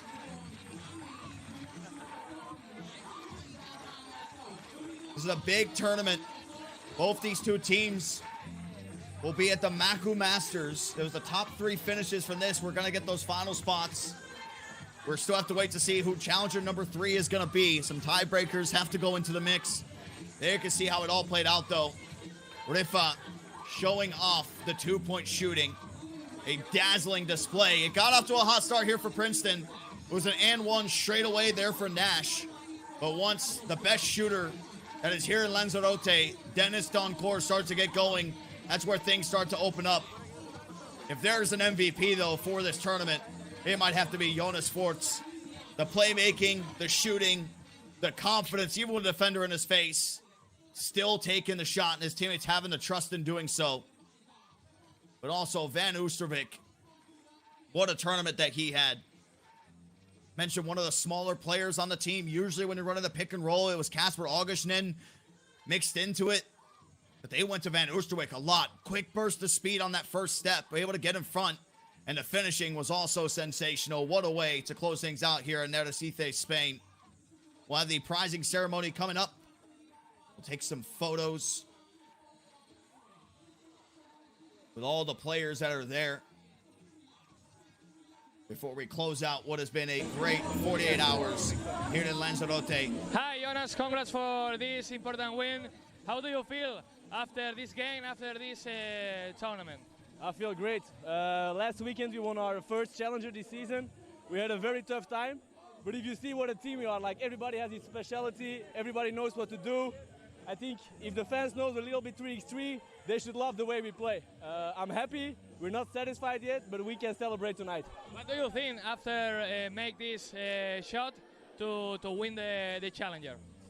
For me, the key is to play 100% every time, and then you don't think. And when I'm not thinking and I just play my game, then we do incredible things with the team. So I'm just enjoying every minute on the court. And the last question, what do you think about the organization, the island, the city, this tournament? Do you like the people? We like it very much over here. We booked 2 days extra. We had a lot of tournaments in Canada, in China, and so on. We're happy it's not so far. We have the sun, we have the sea. The people are nice, so it's a little bit vacation for us. And we're doing the thing we like the most, as playing basketball. So we love it. We loved it. Thank you, Jonas, and congrats again. Thank you. Thank you. You heard from Jonas Forts saying he's booked an extra 2 days in Lanzarote, specifically there in Arrecife. Been going all over. You just mentioned that he had just won one of the challengers a couple weekends ago, and now they win this one. And he says for people who understand FIBA 3x3 and who love 3x3, they'll love the way they play, and I absolutely agree. High-level two-point shooting, the ability to be able to mix things around, and adding a little razzle-dazzle into the mix. Not just keeping it as cookie-cutter as possible. This is probably the assist of the tournament. Behind-the-back pass splits both the defenders there in the pick-and-roll, which ended up leading to a two-handed dunk there from Augustinen. But what a run coming out here from Princeton as well. They finished their tournament 3-2. The games that they ended up dropping were against Riffa in Pool C. This was a rematch of what we saw, and it's kind of the same result from what we saw when these teams were matched up in the same pool. But what a run it was for them. And it created some highlights for the ages going through in the challengers. A lot more FIBA 3x3 to come. Obviously, we have the Olympic Games that is now underway. The FIBA 3x3 Women's Olympics. You'll have the 3x3 Men's Olympics going down. And if you want to see it played truly at the highest level, 100% go tune in and watch what those teams are going to bring to the table. We already saw some of them in action, especially on the women's series side of things over the past few weeks in Guba, in Kosovo. But here in the Challenger, they're trying to play for these world tours. And again, this Challenger in Lanzarote was a qualifier for the Macau Masters that is going to be coming up in 82 days, to be exact. It'll be going down October 19th and the 20th of this year. And that is why this tournament was so key. There was going to be 3 teams taken to move on forward into that tournament from this Challenger. There will still be a couple more. It will be the Sukbatar Challenger, August 10th and 11th. There's where they'll get the next 3 coming in. And then there will be some more going down the stretch. And then we'll have all the teams fully solidified. But 3 teams did come out here in this one. One of them Riffa, one of them Princeton. The third one we're still waiting for. We don't have a 3rd and 4th place game, so you have to kind of sit there, wait, look at the total points, all the tiebreakers that play into it. as we await the prize ceremony here. We got some fans out there to shoot the ball. We'll be right back, though, when the prize ceremony does start.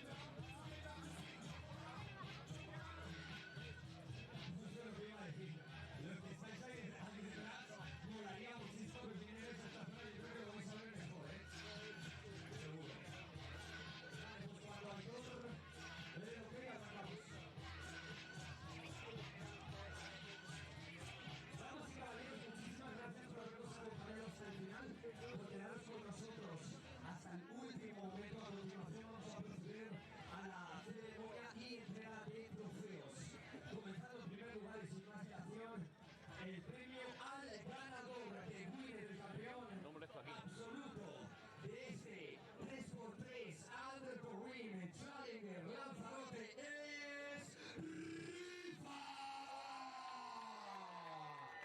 ¡Fuerte el aplauso!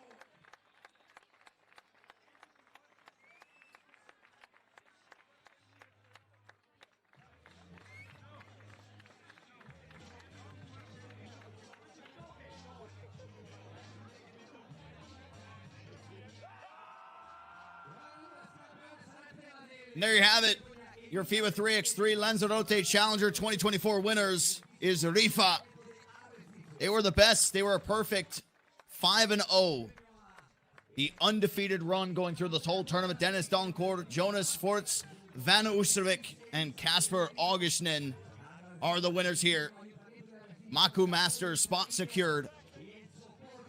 all smiles after an amazing run.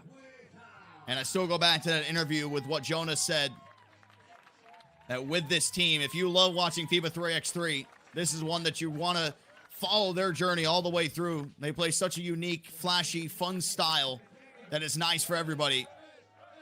As they get the staff involved there as well. They got the check. They got the glory. They were the best team that was out here in Lanzarote. And they will celebrate going into tonight. Much needed vacation deserved for these four. So that they're going to be staying an extra 2 days out here on the island. And I, for one, am very jealous that they get to do just that. That is going to do it for all of us over here on the broadcast side of things at FIBA 3x3. It has been an amazing tournament out here in the island of Lanzarote in Arrecife, Spain.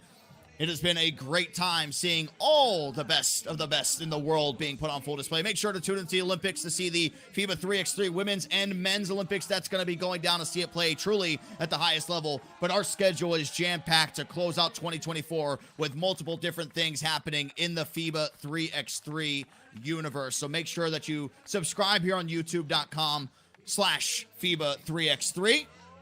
And there you can see the MVP. We had said that more than likely it was going to be Jonas Schwartz, and it was him to be able to get the job done there. Much deserved coming out there from number 3 of Riffa, the team from Bahrain. As now he'll get to go away with a check saying he's the winner and a check saying that he is the MVP. It has been an absolute pleasure providing the commentary here for the broadcast over the past 48 hours. My name is Dirk. Make sure to go drop a follow to FIBA 3x3 on all the socials as more people start to get jumped into the mix here. But we'll get the photo ops going. So a little bit more celebration to be had here in Lanzarote. And they get tossed the MVP check there as well. It's a culmination of a great event, great staff all the way around, and of course, the city of Arrecife being a phenomenal host for us out here on one of our many stops that you're going to be seeing going around.